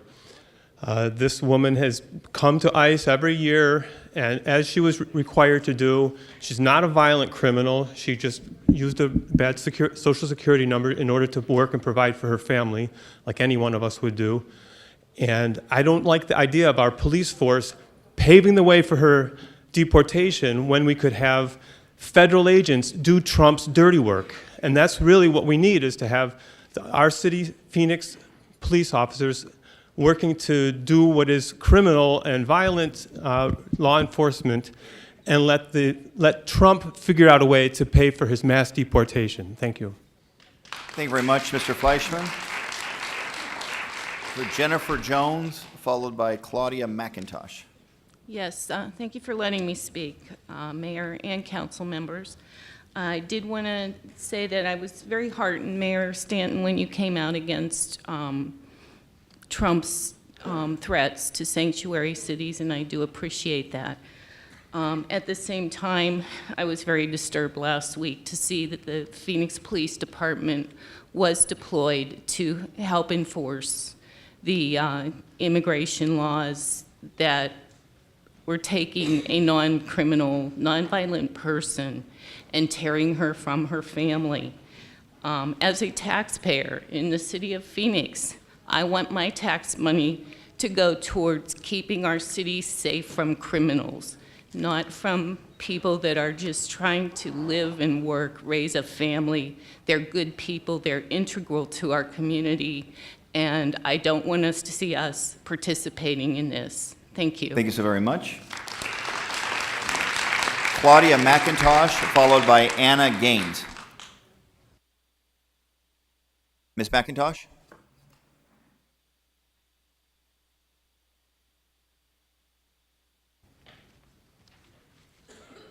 Yeah, it has to go down, way down. Thank you. Good afternoon. My name is Anna Gaines, and I came here as a legal immigrant. At the request of the federal government, they were needing nurses during the Vietnam War. After that, I got married, I had children, I have raised children in this country, loyal, legal, and very American. They look like me, but they are Americans first and mostly. One of them is a doctor, another one is a judge, Superior Court judge, and I have a CPA and a systems analyst. That's what education they got from this Mexican mother. This mother continued her education, and I went and got a master's degree in education to teach. So I am not ignorant, but the responses I hear in this place are totally ignorant. When you don't follow the rule of law, you are definitely not a good citizen. When you are here illegally, you are breaking the law. When they say, he's a good person or she's a good person, they're just here illegally. Illegal is illegal, and they shouldn't be here. And the government should not be supporting and paying for anyone that's here illegally. This is breaking the law. This is not going by the Constitution, and I resent that very much because I am brown and I am originally Mexican, and when they compare me to this kind of people, it's not. Thank you, Ms. It's Gaines. not good. Thank you, Ms. Gaines. Rox. Our next speaker, Roxana Abuns. I hope I pronounced that correctly. Roxana, are you here? How about Xenia Arona? Ms. Arona? If I call your name and you're not here, I'm going to call the names later on, see if the people are still here to give them a second chance. Are you Ms. Arona? Okay, please come forward, followed by Dan O'Neill. Good afternoon, Mr. Mayor and members of the council. I would like for it to be stated for the record that on average, the immigrant population throughout the United States commits less crime than those whom are U.S. born. This includes, please. This includes the heinous acts of murder, rape, robbery, etc. Despite abiding by the law, undocumented immigrants are fearful of the law enforcement officers, including those of our very own Phoenix PD.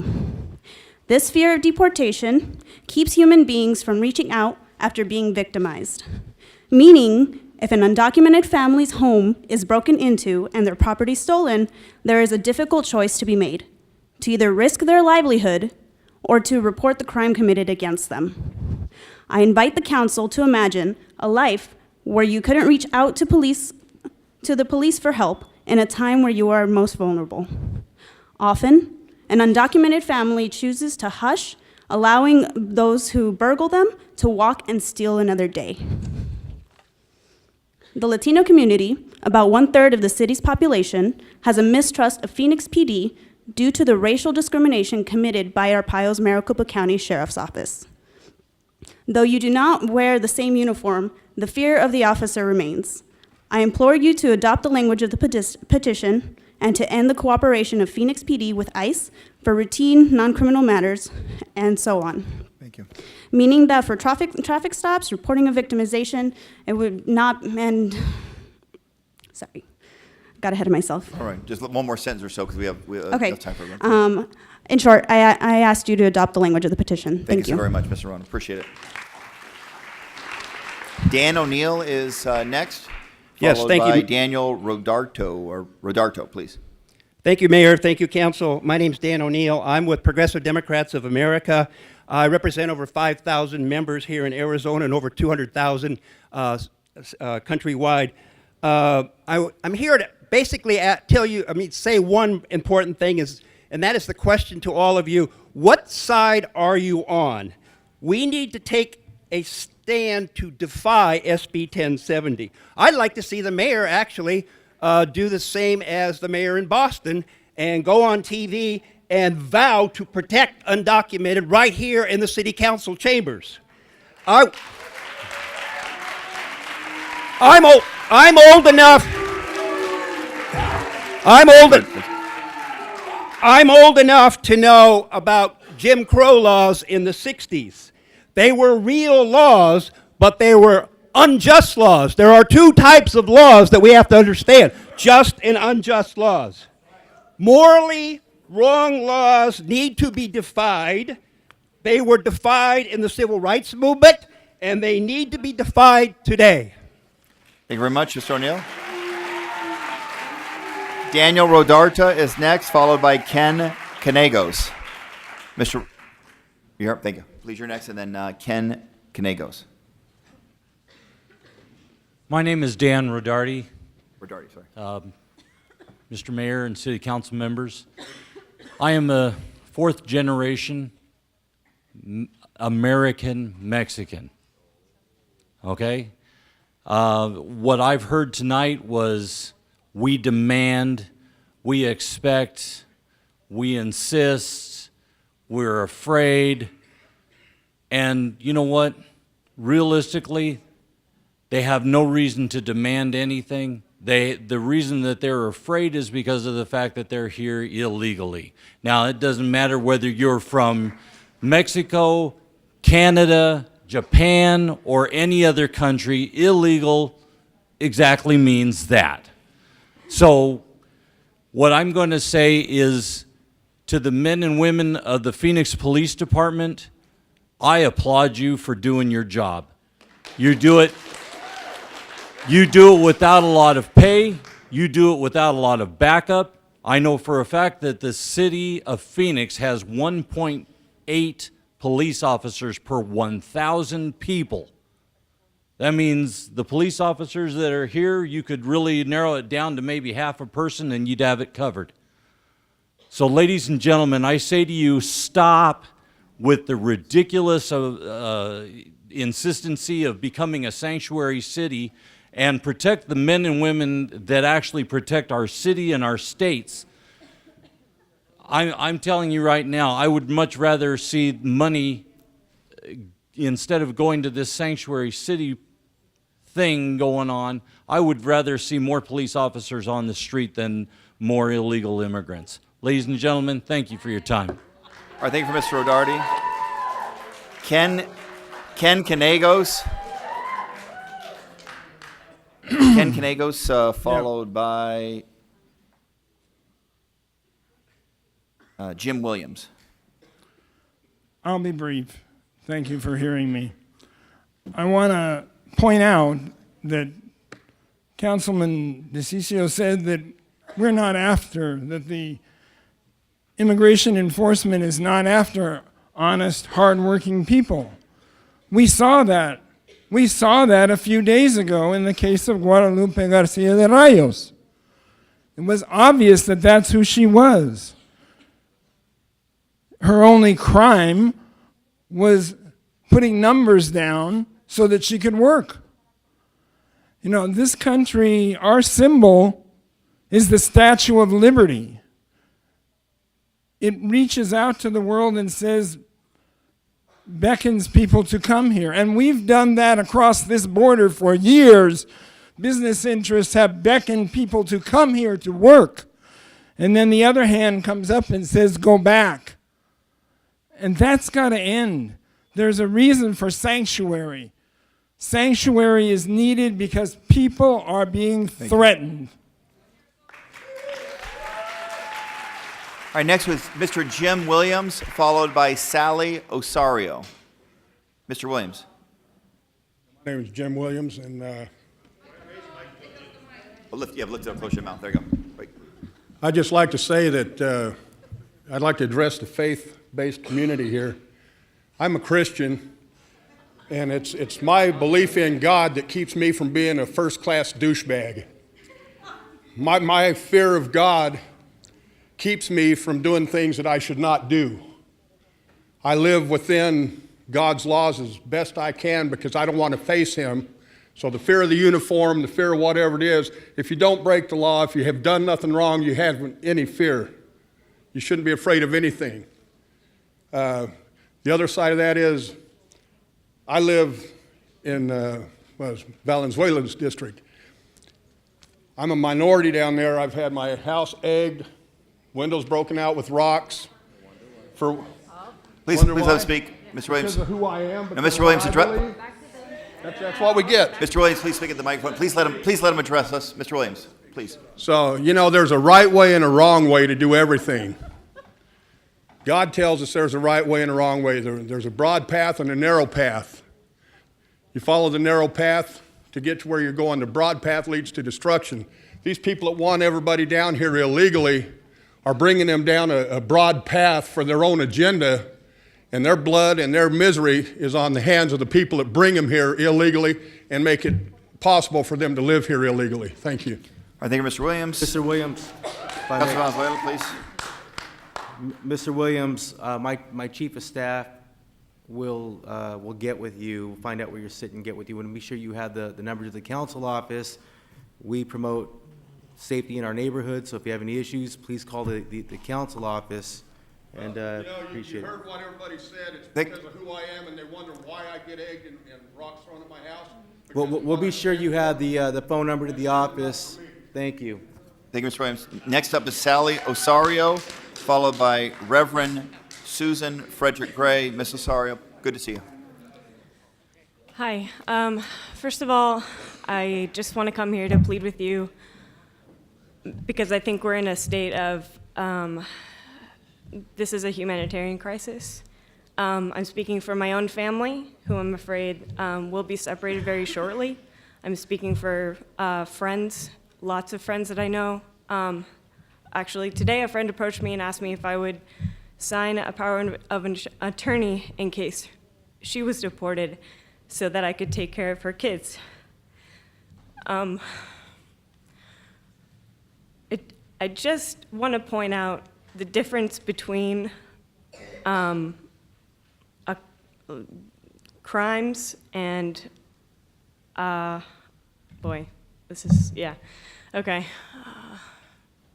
I just want to say that these are people we're dealing with, and children, and the future of those children is in your hands, and it's your job to represent them and us. And if you don't do your job, I know Congressman DeCiccio just at the beginning of this said that no matter what we say, you know, basically anything we say doesn't matter because it's just going to be voted down. But I disagree, and I think that's a little bit fear, that's fear inciting. And I think that if you're going to threat to put down anything we have laid before you, then you'll be voted out, and I'm going to work hard to get that done. Anyway. I think, Ms. Osario. Mayor, I just want to clarify what I said, if I could. Councilman, we're getting to get through these cards, and we'll have a chance for every councilman. You'll have a chance to speak at that point. Reverend Susan Frederick Gray. Councilman, we'll have a chance at the end of the cards. You don't like what I'm going to say, I'm sure. Thank you, Mayor. Reverend Frederick Gray. Thank you, Mayor, Council, fellow community members. I want to lift up the arguments you've already heard about the reason for the economic exploitation that is at the foundation of having so many undocumented workers in this country, number one. And number two, it is not true that things have not changed. Read Donald Trump's executive order on immigration. It is an attack on everyone who is here undocumented. Guadalupe Garcia proved that to us. She is a hero.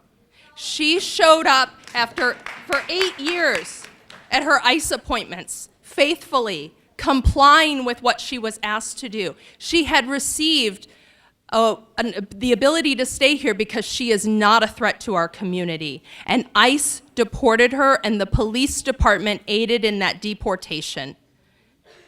Guadalupe's children are your citizens. I ask you to look to your hearts. It is estimated that more than 500,000 U.S. citizens have had their parents deported. This is not an issue of politics. This is an issue of right or wrong, and I ask you to look at your hearts. The fear that is driving the administration of Donald Trump is threatening the lives of so many Americans, of so many people in our communities, and we all need to show the courage that Guadalupe showed and be bold and resist. This is not a Thank you, time for Reverend. compliance, but for courage. Thank you so much. Emily Spatrino, followed by Emrys. There's only one name on here, Emrys. But Emily Spatrino, are you here? Oh, it's okay. And Emrys, are you here? Okay, please come forward. Thank you.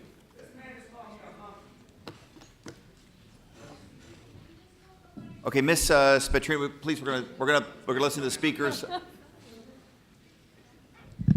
Emily Spatrino. I don't know anything about. And Ms. Spatrino? Yes.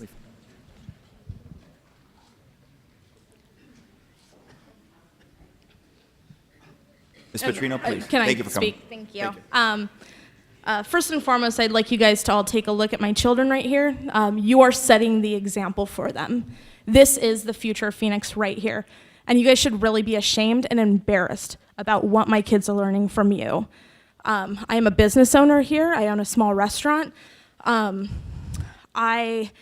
just keep it short and sweet.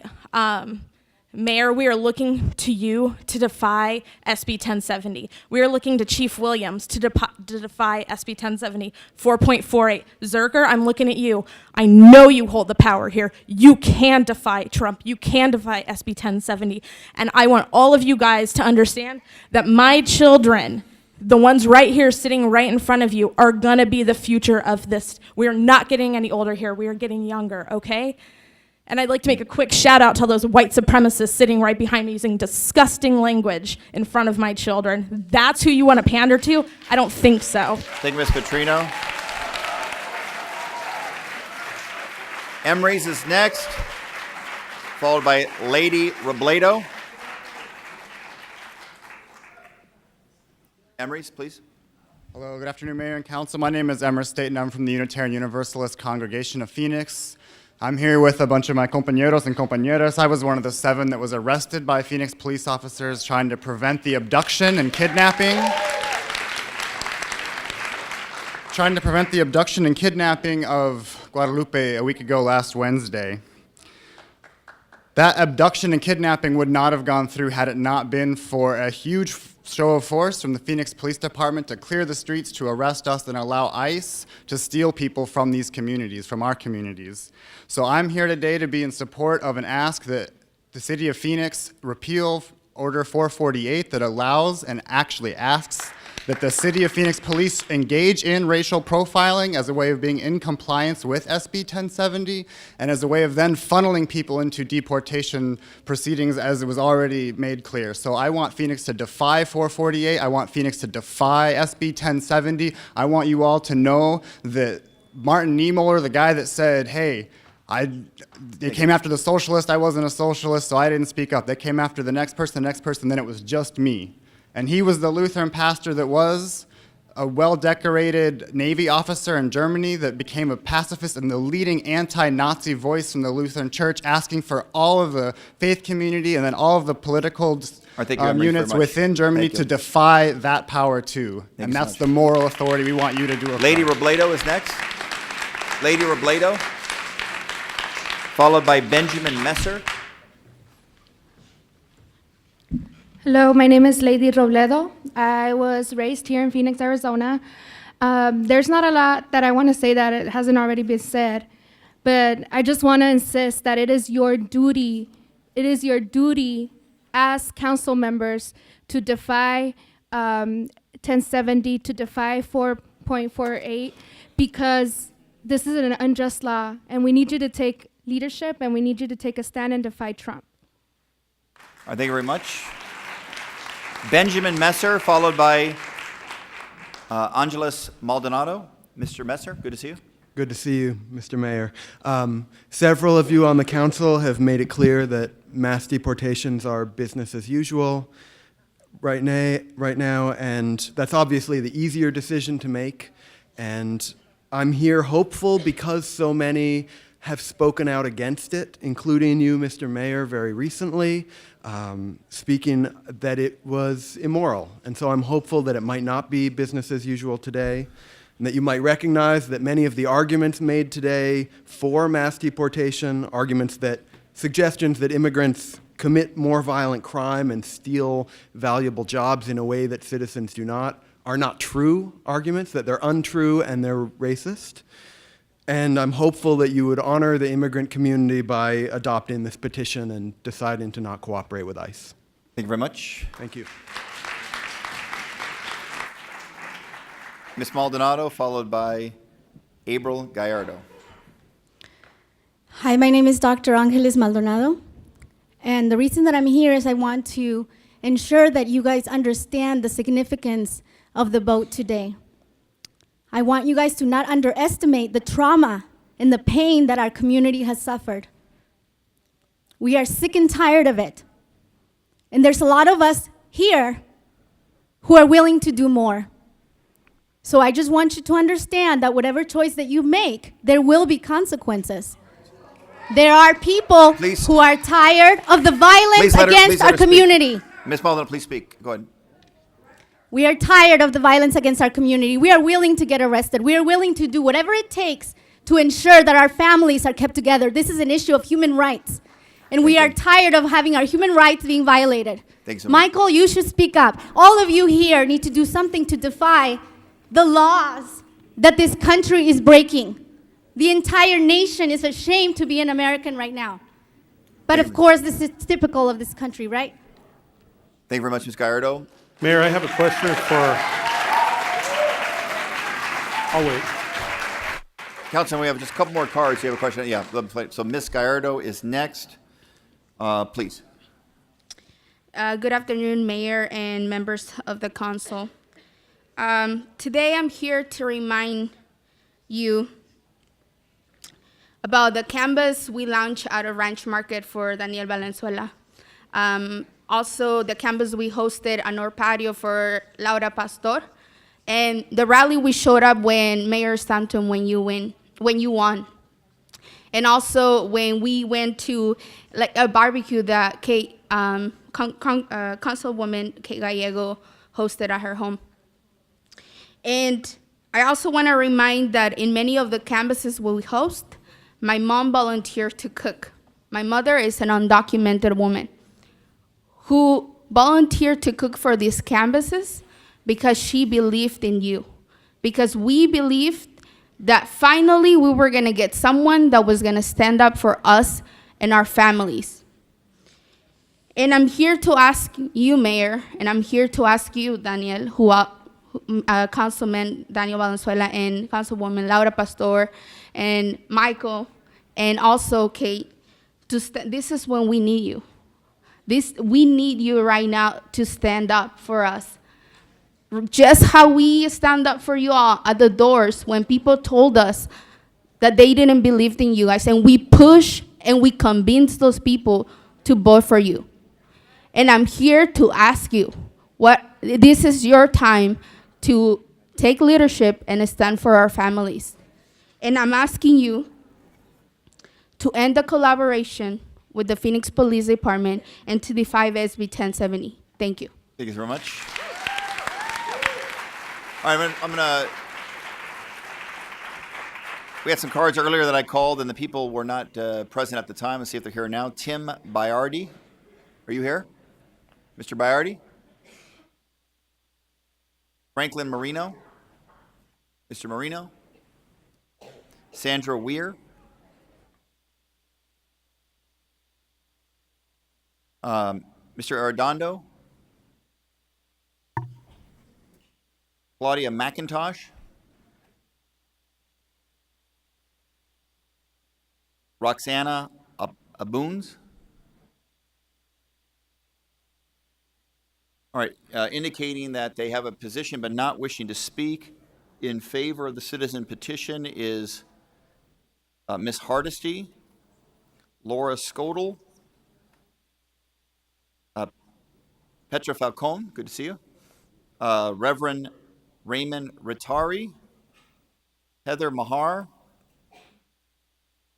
and Melanie McCackern. Also in favor of the petition, not wishing to speak, Elena Perez, We have individuals neutral, but on indicating cards not wishing to speak. Sarah Forster, Janine Schmenk. And opposed but not wishing to speak, Ken Crane, Toby Sexton, Catherine Resendez. I apologize. Catherine Resendez was in support of the citizen petition, not opposed, but not wishing to speak. Opposed to the citizen petition, not wishing to speak, Paul Barnes. And opposed, not wishing to speak, Eric Bassenthwaite. Those are all the cards I have for public testimony on this item. I'll now ask, because there were a lot of comments made about Phoenix Police Department policy and what we are doing, our chief, Chief Jerry Williams, is here, and I wanted her the opportunity to provide information to this council and frankly to the public, both with regard to what some of the citizens spoke to, as well as any other information you'd like to impart you think would be helpful for us as we have this vote soon. Chief Williams. No need to clap. So thank you, Chief Mr. Williams, excuse me. Sorry about that. Thank you, Mr. Mayor, members of council, and to the Phoenix community for really coming out and making your voices known to our elected officials. I make this statement all the time. I'm going to make it again. The Phoenix Police Department is committed to protecting and serving members of this public, regardless of what you look like. It concerns me when I hear folks stand up and say that victims and witnesses of crime are concerned and afraid to contact our police department because we're here to protect and serve all persons. As always, though, we're guided by state law. And we don't get to pick and choose which state laws we get to follow. We pick and choose the letter of the law in the accordance of state rules and regulations. A couple of points of clarification. The Phoenix Police Department, your police department, doesn't have any 287G officers. We don't have them. We also are not a deportation force. So when the comment was made about Phoenix PD helping and assisting ICE last Wednesday, we were there to maintain the peace and keep the peace because that's what your police department does. Please give the opportunity to speak. We have to keep decorum for the remainder of the meeting. Chief Williams. Thank you, sir. And then as a point of clarification, there were some statistics given about our arrests that we made. It is true that in 2016 we had a little bit over 31,000 arrests. In 2015 we had a little bit over 36,000. And in 2014 we had 39,000 or a little bit more. However, the ICE holds from the Phoenix Police Department were 2016, 14, 2015, 10, 2014, Please provide information to this council. Please respect the speakers. Chief Williams. So the numbers quoted in the thousands are not Phoenix Police holds. Those are Maricopa County holds that after we book someone, that is what they do in the context of. So in closing, Mr. Mayor, I am proud of our police department. I am proud of the fact that the men and women put this uniform on and exercise so much diligence and so much perseverance in the carrying out of the rules, laws, and regulations. And with any issue, we're here to listen. With any issue, we're here to learn. And with any issue, we stand proud to be a representative of the city of Phoenix. All right, thank you very much, Chief Williams.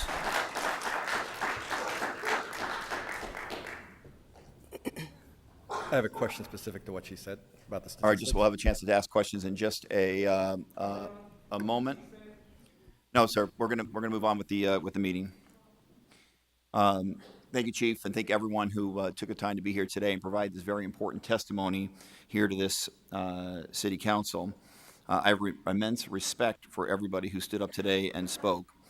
This position that we're debating and discussing here today was put before us as a political ploy intended to divide our community, and I think that is very, very unfortunate.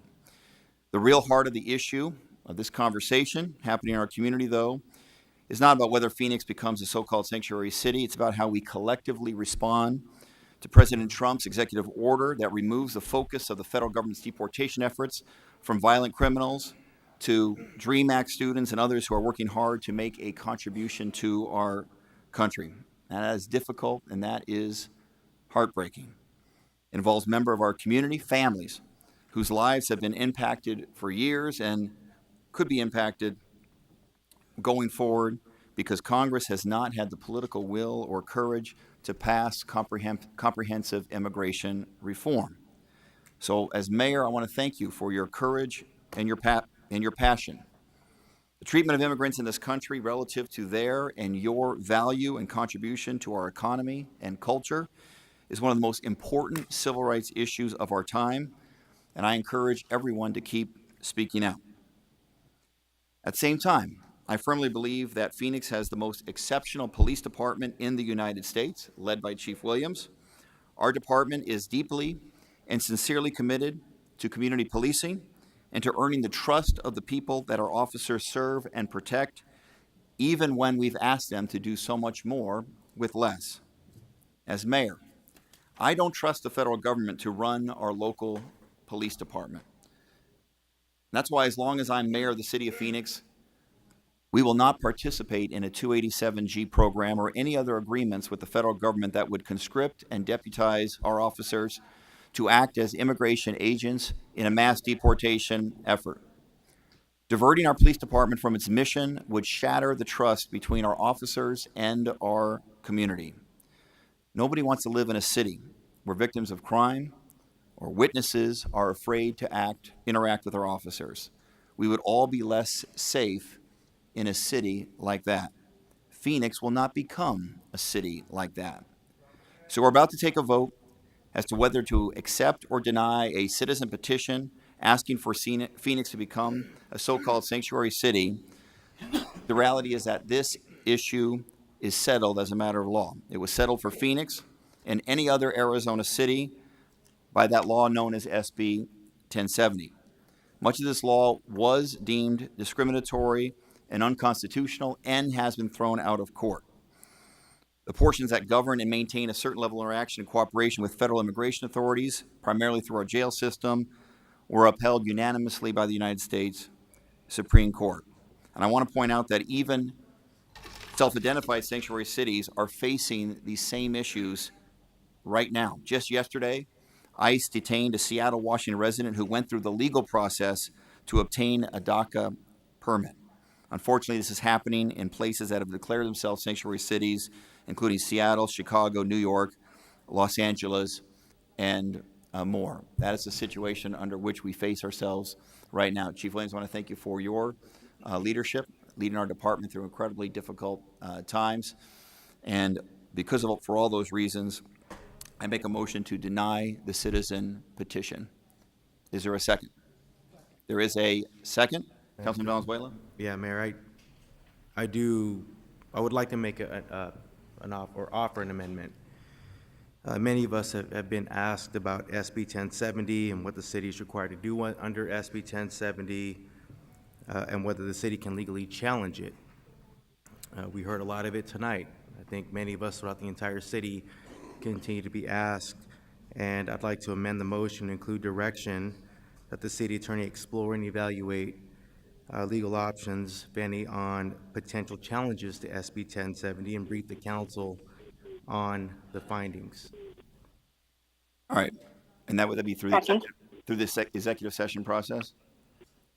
Through the executive session process, and I did hear a second. All right, there's a motion and a second on the amendment to the motion. Now I'll open up to members of the council for comments or questions. Councilman Nowakowski, you had questions earlier. Yes, thank you, Mayor. To our legal counsel, I mean, can the state require us to enforce immigration law that's a federal duty to our officers? And have we ever challenged the state in the past on laws that they impact on the city, sort of like elections and stuff like that? Mayor, Councilman Nowakowski. So with respect to the 287G initiative, neither the federal government nor the state has required us to enter into a memorandum of agreement with ICE, and so we have not done so. I would note that the county sheriff did that, the prior sheriff, and eventually the ICE organization terminated that relationship with him. So neither the feds nor the state can require us to enter into a 287G memorandum of agreement with ICE, and we've not done so. Now, how about the SB 1070? What's the difference between our officers enforcing immigration law according to SB 1070? Because I'm hearing out there in the audience that SB 1070 is just like 287G. Is it or isn't it? Or Mayor, Councilman Nowakowski, I would disagree with those who say that it's the same. It's quite different. 1070 does not require us to enter into an agreement. Under a 287G agreement, what happens is that our officers would become, as somebody said in the comments, they would become deputized, essentially to become de facto ICE officers. They receive separate training for that, and they're under separate command and control, and they would be removed from other patrol activities. We've not done that ever. We've not been compelled to do it by the federal government, and we're not doing it under 1070. And the other question would be, has a city in the state of Arizona actually challenged SB 1070, especially when it comes to the enforcement aspect of it?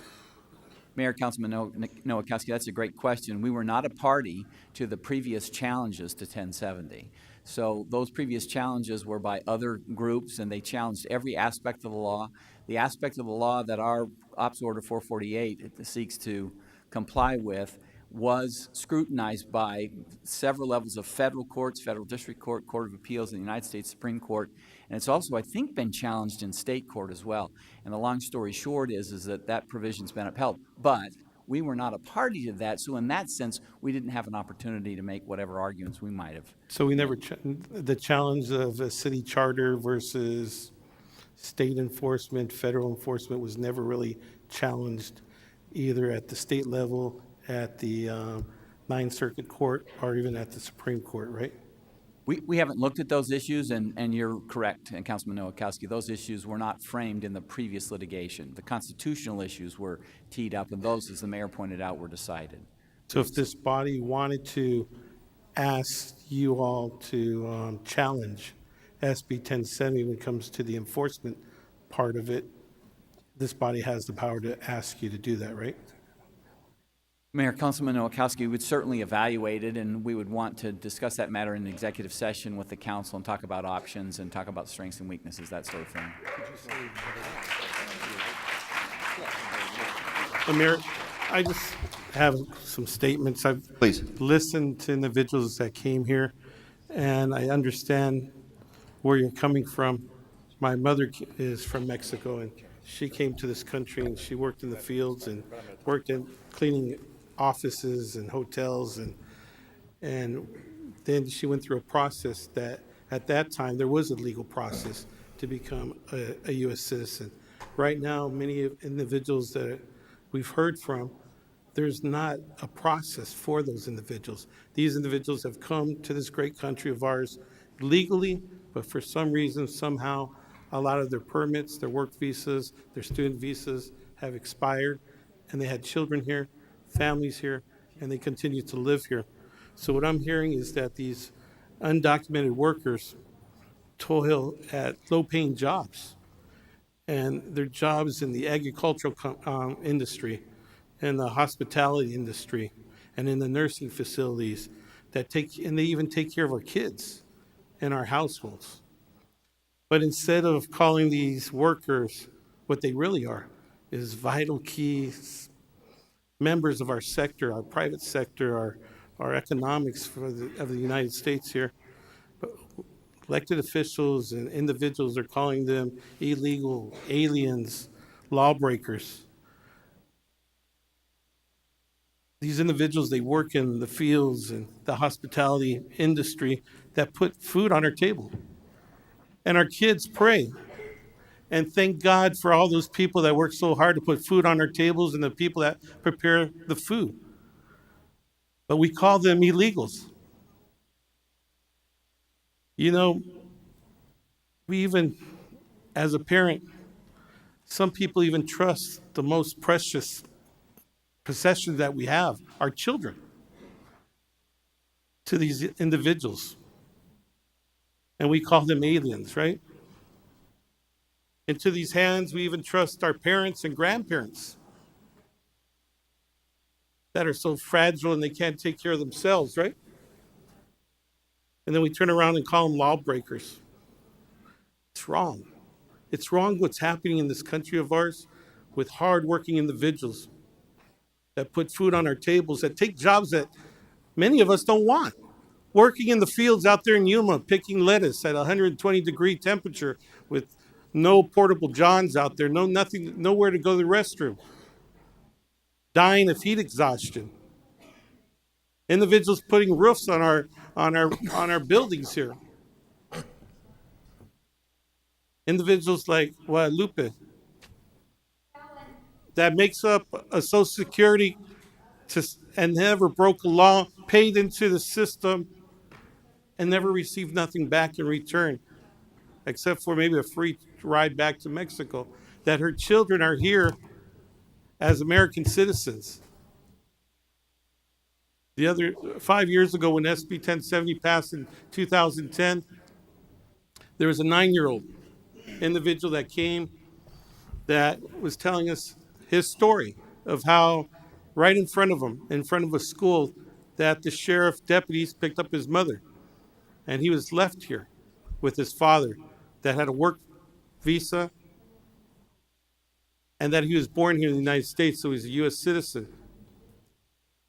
A couple years later, his father passed away. And he came to the radio station that I oversee. And he was asking us if we can help him with a fundraiser with a car wash to raise enough money to take his father's body back to Mexico where his mother was at. It's sad. It's sad that we have a 9-year-old kid that's a U.S. citizen, that's father's here legally, and that mother's living in Mexico because of these crazy laws. We need to create an immigration reform for those individuals that want to come and take those jobs that nobody else wants. The United Farm Workers had a campaign 3 years ago, Take My Job. And guess what? Nobody took those jobs. Nobody applied for those jobs. We have houses that are being built right now that can't be built because they don't have the labor to do so. Our kids don't want those jobs. Who are going to take those jobs? And to me, it's sad that we're even here discussing this. You know, we had individuals in the past that sat on buses and said, I'm not going to move from here. I'm going to sit in the front of the bus. I'm not going to move. Mrs. Parks. And she went to jail for that. We had individuals like Cesar Chavez that said, you know, this is wrong what's going on in our country, that we're treating these farm workers like animals. And he fasted and boycotted, and he made changes out there. Individuals like Martin Luther King that said, you know, enough is enough. All this hate and racism has to stop. And he marched and he spoke out against it. And we have individuals here that are making false promises, and we can't do that anymore. We need to stand up and do the right thing, just like Mrs. Parks, Mr. Chavez, Mr. King did. We can't just keep on passing the ball and letting this become a political football, because this is not no game for these individuals. Parents are being split up from their kids, and families are getting broken up, and it's sad. I just received this memo that we're going to create an ad hoc committee that we're going to be talking about this for another 30 days or so. But then what happens if nothing comes out of this subcommittee? We're going to be back here another 30 days making a decision.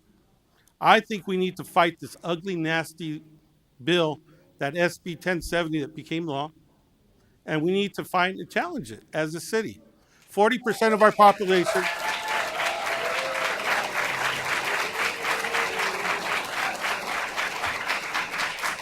40% of our population here in the city of Phoenix happen to be Hispanic. And you know what? Unfinished, please unfinish, Councilman. And I believe we need to challenge it. And if we can't win the challenge, then we have to obey the laws. But as a city of Phoenix, we need to make sure that this law is just and fair for all. And nobody has challenged it at the city level throughout the state of Arizona. And I believe the city of Phoenix needs to be that example. I believe there'll be other cities in the state of Arizona that would challenge it. And let's find out through the courts if this is just or not. So I'm going to do something crazy, and I know I'm not going to get a second on it, but I like to make a secondary motion that we challenge this ugly, nasty, racist law as the city of Phoenix.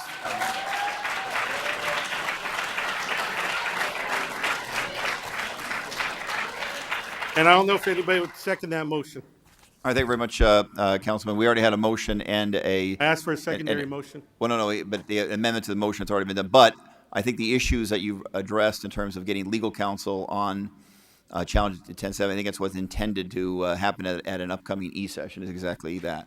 Councilman Waring? Thank you. I'd like to ask the chief some questions, if she could come up. So I cited Williams. Thank you. So I cited some statistics earlier that you talked about briefly as well. These are statistics that came straight from your office or the police department. So just kind of walk me through the sheet I have in front of you. I guess I'm assuming you have the same. If you don't, I only have one copy, so I'm sorry. This is what they gave me. Total Phoenix police bookings. So the statistics I cited were only arrests made by the city of, that's a booking, right? An arrest, basically.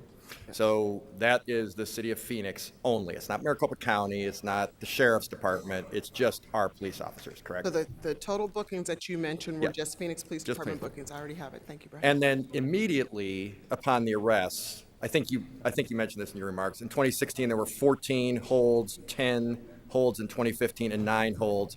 Those are the ones that I guess, in layman's terms, maybe you can just say what those are. They're immediately, obviously, something's amiss. Is that right? So thank you, Mr. Mayor and Councilmember Waring. So when we make an arrest, the law requires us to pick up the phone and call HSI or call ICE. When Every our single pe- arrest. I'm sorry? Every single arrest. Yep. Yes. When we do, our officers may get a hold. When we make that phone call, we may be told on the other end that you need to hold this person for ICE or for HSI. And that's what the middle number represents, the 14, the 10, and the 9. Okay. The rest you take to county where they're booked. Yes. And that's the statistics I cited. What I wasn't unclear, again, I assume you're looking at the same chart I am. If I'm not, I can explain. So the middle number is part of the number on the right, or you add to it? So the number on the far right, the 1455, the 1907, and the 2436 are those holds that come about as a result of MCSO, the sheriff's office, making their phone call and their process it. Right. So that has nothing to do with us. That's Well, except you made the arrest. Those people wouldn't be there except for the arrest. So I would argue, for those of you who are clapping right now, that is a distinction without any meaning. The Phoenix Police Department is making these arrests. The Phoenix Police, no offense, Chief, can kind of distance themselves a little bit, but without the arrests, and these are only people who have been arrested, this wouldn't be happening to you. Now, I have different view about the fairness of this all and so forth, but for those of you who seem to understand what's happening here, we're trying to blame Maricopa County, but they're not Maricopa County arrests. They are Phoenix PD arrests. I just wanted to correct what was said earlier, which seemed to indicate the statistics I gave were maybe inflated. They are not. These are actual statistics. And their history, too. So for those, again, I mentioned this earlier, people wrote in, this was like a cattle call or something, or I'm just reading off numbers. Maybe I focus on too many numbers, but this is history. This is what happened. For those who blame Donald Trump, he was not president in 2016, 15, or 14. This was the Obama administration. I also want to point out, and I'll pick out one person who spoke, that's Daniel O'Neill. He said he was a progressive Democrat. Please keep in mind, this council is 6 Democrats and 3 Republicans. They do not need Republican votes to change anything. I heard this last week about ethics, like we were holding things up. You don't need our votes to do anything. You could fight sanctuary and make us a sanctuary city if you're in the Democratic Party all on your own without us. Be as mad at me as you like. Be as mad as me as you like. I understand completely. I'll own it. That's fine. But you might want to consider that it sounds like the rest of these folks might be voting the same way bad old me is. So you might just want to focus on that a little bit as well. But I do think it was a little misleading to say we have nothing to do with these deportations when Phoenix Police is making the arrest, which I think is frankly appropriate. I think running them through ICE is appropriate. Obviously, a different segment of population disagrees. I will say for people who've written in, it's pained me. I've lost some supporters or friends over this issue. I understand completely. It's a very emotional issue for a lot of people on both sides, but very personal for a lot of people who are sitting here in the audience today. So I will address, for example, Emily, who's written it on my Facebook. I have met her knocking on doors. She has been nothing but gracious, as has her husband, on every visit, and I appreciate that. And I'm sorry she can no longer support me over this issue. I understand completely. But what we are being asked here today, and I'll get to the citizen petition in a second, what we are being asked here today is ask our officers to violate the law. And that really isn't acceptable, so I'm against that. For those of you who compare this to Selma or other historical issues that came up, okay, I understand you think the law is bad and it should be resisted, and clearly that's probably not going to happen today. We're going to do a committee. That's, I don't know if I'd accept that if I was you, but that sounds like what's going to happen over my objection. So, but I will say, I simply fundamentally am not going to ask our officers to violate the law really on every stop, because every arrest, right, gets sent to ICE. So if they stop doing that, all 31,951 arrests last year, they would have been violating the law if they refused to do that. I'm not going to put the officers in that position. Somebody mentioned Ed Zerker as sort of a George Washington type figure, which I appreciated very much. But Ed Zerker doesn't make these decisions. Whoever said, I'm sorry, I can't remember the name, but I remember the comment, that Ed Zerker kind of runs the show. No, when push comes to shove, blame the 9 of us. Because however you like it or don't like it, we are making a decision, and the way our system of government is set up here in the city of Phoenix is we tell Ed Zerker kind of what policies we like to enact, and he hires a chief, he hires a fire chief, and so forth. So I didn't think that was necessarily, it was flattering in a way, but it was not, I think, fair to single him out. I don't know what this commission is going to come up with that hasn't been done before, but I would point out to you again, I believe Democrat Party has been in control of this council since I think 2005, and they have never challenged these immigration laws before. I only have the statistics for the last 3 years, but I'm sure we could go back further. Senate Bill 1070 was in 2010, went into effect sometime probably in the summer, late fall, or early fall. So I'm sure the statistics are somewhat comparable.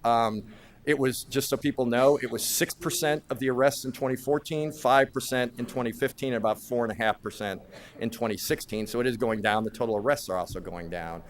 I applaud the City of Phoenix Police Department for the efforts that they make. They've got a tough job.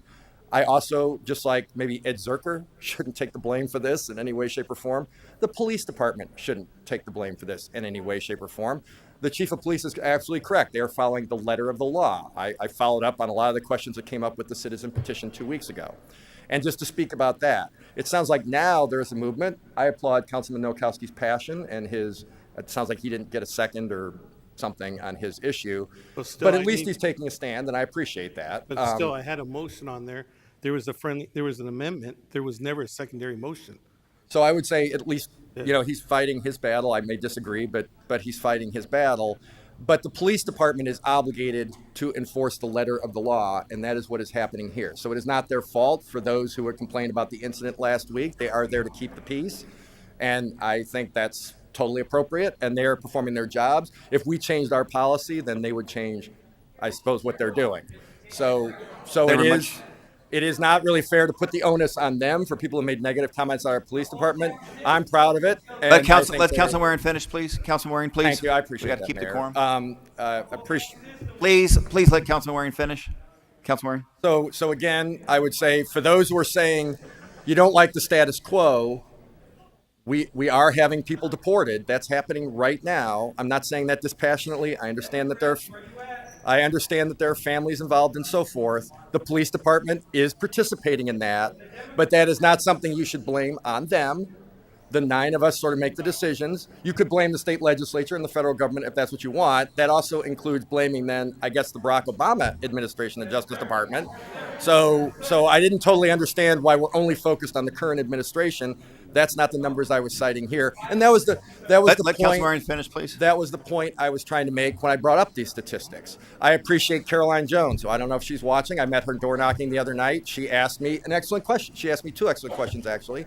And she followed up. She sent them to me by email as well. She asked our police department, how many, and these statistics kind of get to her point. We don't keep track of sort of immigration status and so forth, but we did have these statistics. She asked for them. I should have asked for them in the past? It's an excellent question. So I hope this kind of clarifies where we're at, whether it's a lot of people or a little people, probably depends on where you sit. I'm sure if you're one of the 1,455 from last year, seems like a lot. That's a big deal.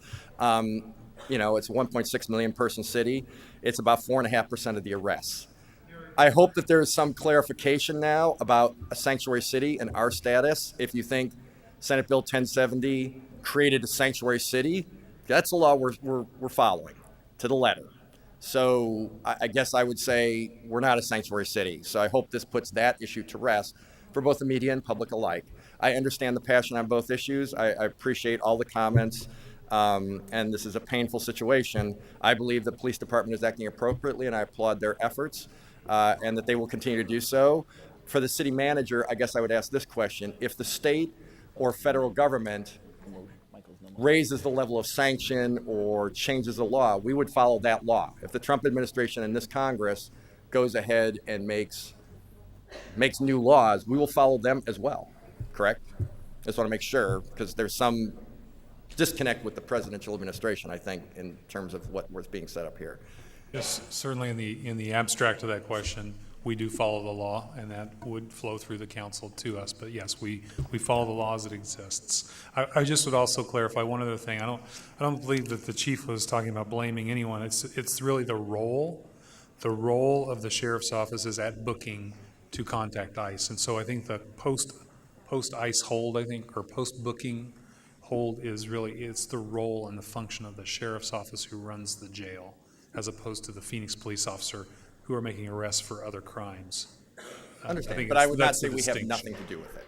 I don't think that was an accurate statement either, to be honest. Keith, did you want to comment on that, please?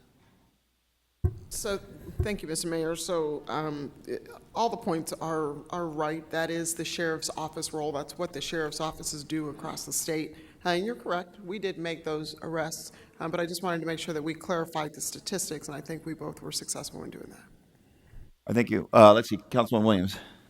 Point of order. I have a motion. It was never followed through with. That's because the original motion did have an amendment, and we have to vote on that. And only if that goes down, then we can accept a substitute motion. Although I think the intent. Have a substitute motion on that? We cannot. But I think Have the a legal intent opinion on that, was. please? I think the intent was that we have an executive session on these issues, and our city attorney can advise us as to our legal options. I think that's what the intent of what Councilman Nowakowski was suggesting. Councilman Williams. Can I have a legal opinion on that, Mayor? An amendment's not a motion, a second motion, Mayor. secondary motion. Mayor, Councilman Nowakowski, as I understood it, there was a motion made by the mayor, Right. and then there was an amendment, a proposed amendment to that motion made by the acting vice mayor, and the acting vice mayor's motion to amend was seconded, so that's the motion on the floor. So there's not, so I can't do a secondary motion after that? Only if it's Mayor, voted down. A substitute motion, I'm saying. Mayor, Councilman Nowakowski, that's correct. You can't do a substitute motion until the motion to amend, which is on the floor, has been disposed of. And our rules also, Rule 5E only allows one amendment, which is effect what a substitute motion is. However, I understood that your motion was very similar to the amended motion as made by the acting vice mayor. No, Councilman. his motion was actually to take it back, and it's going to stall. I like to do some type of vote today so we can have some clarification and give you all. Mayor, before Councilman Williams, please. Before I speak, could I hear what that motion Yeah, on the what was the floor is second exactly? amendment, whatever, Yes. where that was? Okay, so the motion was to deny the petition, and the amendment was, but to have an executive session in which the city attorney would advise us as to our legal options as it relates to 1070. Councilman Williams. Okay. I will support the motion to reject the petition. I feel very strongly that our police officers do an outstanding job. They follow the law, and that's exactly what they're supposed to do. Please let her speak. Please let her speak. Councilman Williams. I think when we're focusing on SB 1070, you're missing the boat. This is a national problem. This is something Congress should be correcting. It doesn't make any difference what the individual states do. The fact is the immigration problem comes right out of the lack of Congress taking the lead and amending the immigration laws. If you really want to focus on making change, Well, speaking of change, you could have gone all these years, each year, and tried to turn 1070 around, and I haven't seen anybody down at the legislature introducing that legislation.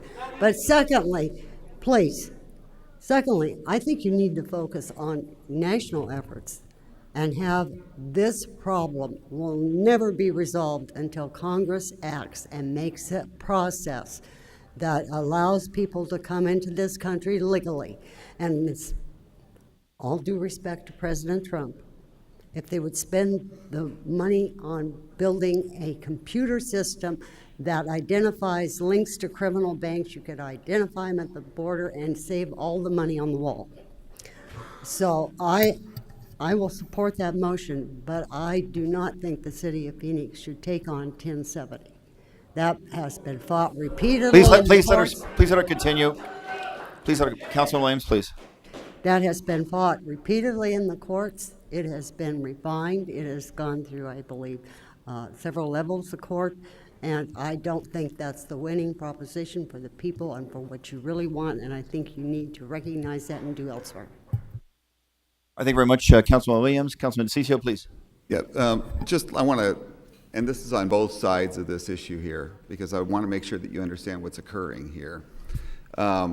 It's a parliamentary move. It's a BS move that just occurred here. You notice how they kind of tag teamed over here? That's how it works over here when they want to hide an issue. Now, I'm got the floor now, Mayor. When it says here, when you look at this, and I'm pretty firm about things, and you'll always know where I stand on things. I am totally 100% opposed to a city of Phoenix being a sanctuary city, opposed to it. But I also want the public to know all the shenanigans that go behind the scenes. You know, I predicted early on that the city of Phoenix was going to form this ad hoc committee. So let me read to you one of the sentences in this ad hoc committee. It must operate within the bounds of both state and federal law. That was the question that Councilman Waring had asked there. So if the federal government literally comes out and says, this is the law, this is what we're going to do. So don't ever expect, I'm just telling you, the language that's in here basically gives the public uncertainty that we may eventually become a sanctuary city. It's never going to happen. It's not going to happen with this council here. Granted, with the Progressive Democrat side, I get it. I mean, I know what you guys were doing. We're on the opposite ends of the world. But at the end of the day, when I first came out at the very beginning, I said that the public is just frustrated and upset because politicians do what politicians do. You never know what they're doing. And that's where the problem has always lied here. It's either a yes or no. You're either going to become a sanctuary city or not. If you look... That's what I called it. Please let Councilman DeCiccio speak. Councilman, please. Please let Councilman DeCiccio speak. Right Councilman now, DeCiccio has the floor. You've already heard us say this. Let Councilman DeCiccio speak, please. I got it. But I'm just trying to tell you what's occurring over here behind the scenes. The floor is yours. It's an inside game that's occurring here on everybody. But, well, that's what's occurring. So what we do today is we already follow federal and state law. If the federal law changes, we're going to follow it. 287G, Brad, you gave half the answer to that. There are two sections of 287G. One, you answered the question that we don't do and we've never really done. Okay, we've never done that. The second part of 287G deals with 1070. And that's what we are doing right now. We cooperate, we work with ICE. That's what we do. There are two parts of 287G, right or wrong? Mayor, Councilman DeCiccio, I disagree. The 287G program is a program that literally creates an agreement between the federal government and the state agency or the local agency, and then effectively takes control of some officers who are then trained, and they are supervised by federal authorities to implement federal immigration policy. We haven't done that, and that's not the same. Well, we've never done that. It's not the same as Senate Bill 1070, not in Well, any way, shape, or form. 287G talks about cooperating with the federal government with ICE. It's in there. It's in that law. So from my perspective, we're never, the city of Phoenix is not going to we're just not going to not follow 1070.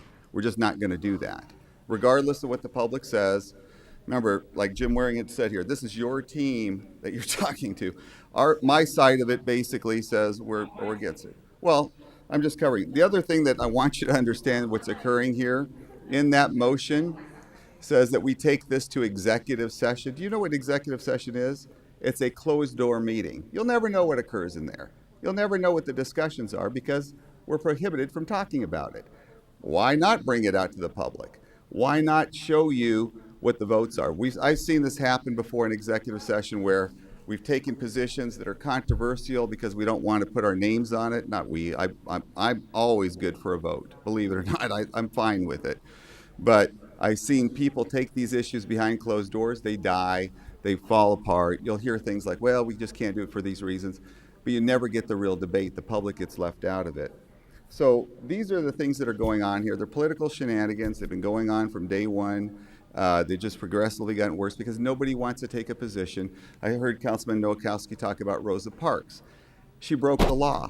At the time, remember what the law was? Because she was African American, she had to sit in the back of the bus. What did she do? She says, no longer, she's not going to do that. So she moved forward on that. That's what she did. So, but it wasn't a politician that did that. It was a person from the public who did that. Again, I don't agree with the area that you guys are in on this thing. I believe that the city of Phoenix should never and will never be a sanctuary city at the city. We will never be like San Francisco, New York, or Chicago. It's just not going to happen here. So that's from my end. Thank you, Mayor. All right, thank you very much. We have the motion on the table. We have a second. Roll call. DeCiccio. Nowakowski. Pastor. Wait a minute, she's coming, I'm sorry. No. Clarify. So Mayor, what are we voting on? I'm confused. I'm not sure if. I apologize. Yeah. The motion is to deny the petition and to have an upcoming executive session to have our legal counsel discuss legal options as it relates to 1070.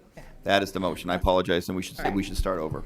Actually, I'm sorry, Mayor, I should have clarified, this is my fault. We're actually voting on the motion to amend. And then once we vote on the motion to amend, then we vote on the amended motion or on the original motion, as the case may be. I apologize. I So should have the amendment clarified. is just to talk about 1070 in executive session, because that's all I heard too. Exactly. Okay. So that, I apologize. Thank you for the clarification on that. That's my. My bad. I apologize, Mayor. Okay, and if the amendment is included, then we would vote on the underlying motion, which would include the amendment. Thank you so very much. Okay. So this is the motion on Councilman Valenzuela's amendment to have an executive session to explore legal options as it relates to 1070. Roll call. DeCiccio. No. Nowakowski. Yes. Pastor. Yes. Stark. No. Valenzuela. Yes. Waring. I'm going to say Phoenix will not be a sanctuary city for financial as well as other reasons, but I don't understand, I guess, why Councilman Nowakowski could not make his substitute when Councilman Valenzuela's issue was an amendment. Is that a yes or no, Councilman? It's a no, but it's a question as well. And Brad's let's going to keep- answer it. I mean, I think you gave an explanation earlier, our city attorney. So let's keep going with roll call. Apologize. Williams. No. Gallego. Yes. Mayor Stanton. Yes, so I believe the amendment passes 5-4. So now the amendment will be included in the original motion, which is the motion to deny, and including that language. With that, roll call. Whoa, it includes the language about 1070? Motion to deny and request that we have the executive session relative to our legal options on 1070. DeCiccio. No. I'm not Hold gonna on for a vote second, that. I'm It's just- confused. What's that? This is a motion to deny the citizen petition and to have a executive session in which our legal attorney will explore our legal options as it relates to 1070. That's what we're doing. A closed-door meeting behind, I'm not going to do that. So Sorry. Brad, can I make a second, a substitute motion at this time? Mayor, Councilman Nowakowski. Now that we actually heard the amendment part of it? Mayor, Councilman Nowakowski, there's only one substantive motion to amend that's allowed, or motion to substitute. They're treated the same way. According to our rules, that's Rule 5E of our special council rules. And so that one amendment or substitution was already made by Councilman Valenzuela. May I have a copy of that? Because I'm Yes, you confused. can look at my copy here. It's on page 4. It's Rule 5E. All right. But that is the recommendation from our city attorney. Let's continue as soon as the handoff goes with roll call. I think the first one was Councilman DeCiccio who voted no. It's just backroom political shenanigans, whatever side you're on. I'm voting no on this thing because I think it's bizarre and the public's frustrated with this. It should be yes or no on the whole denying. Thank you, Mayor. Roll call. Keep it moving. Noakowski. I'd like to hold off for right now. Okay. Until the end of the. Keep going. Yes. Pastor. Stark. I guess I'm getting confused. So the motion includes the E-session because 5 voted for the E-session, but we're really voting on no. Deny the mixing. petition with Okay, it. yes. Okay, then yes. Yes. Valenzuela. Yes. Waring. No. Williams. Yes to reject the petition. Gallego. Yes. Mayor Stanton. Yes. 6-2. Well, we're waiting for Councilman Noakowski. Noakowski. So we're voting on to reject the petition and also to challenge. No. SB Not to challenge, to 1070. get to do an executive session Vice- to get the legal advice. Yeah, we're not voting On without SB legal 1070, advice. right? We would not vote to challenge something. It would be too early. Go ahead. Noakowski. Yes. All right, so the motion passes 7-2. There being no further business for the city council, our meeting is adjourned.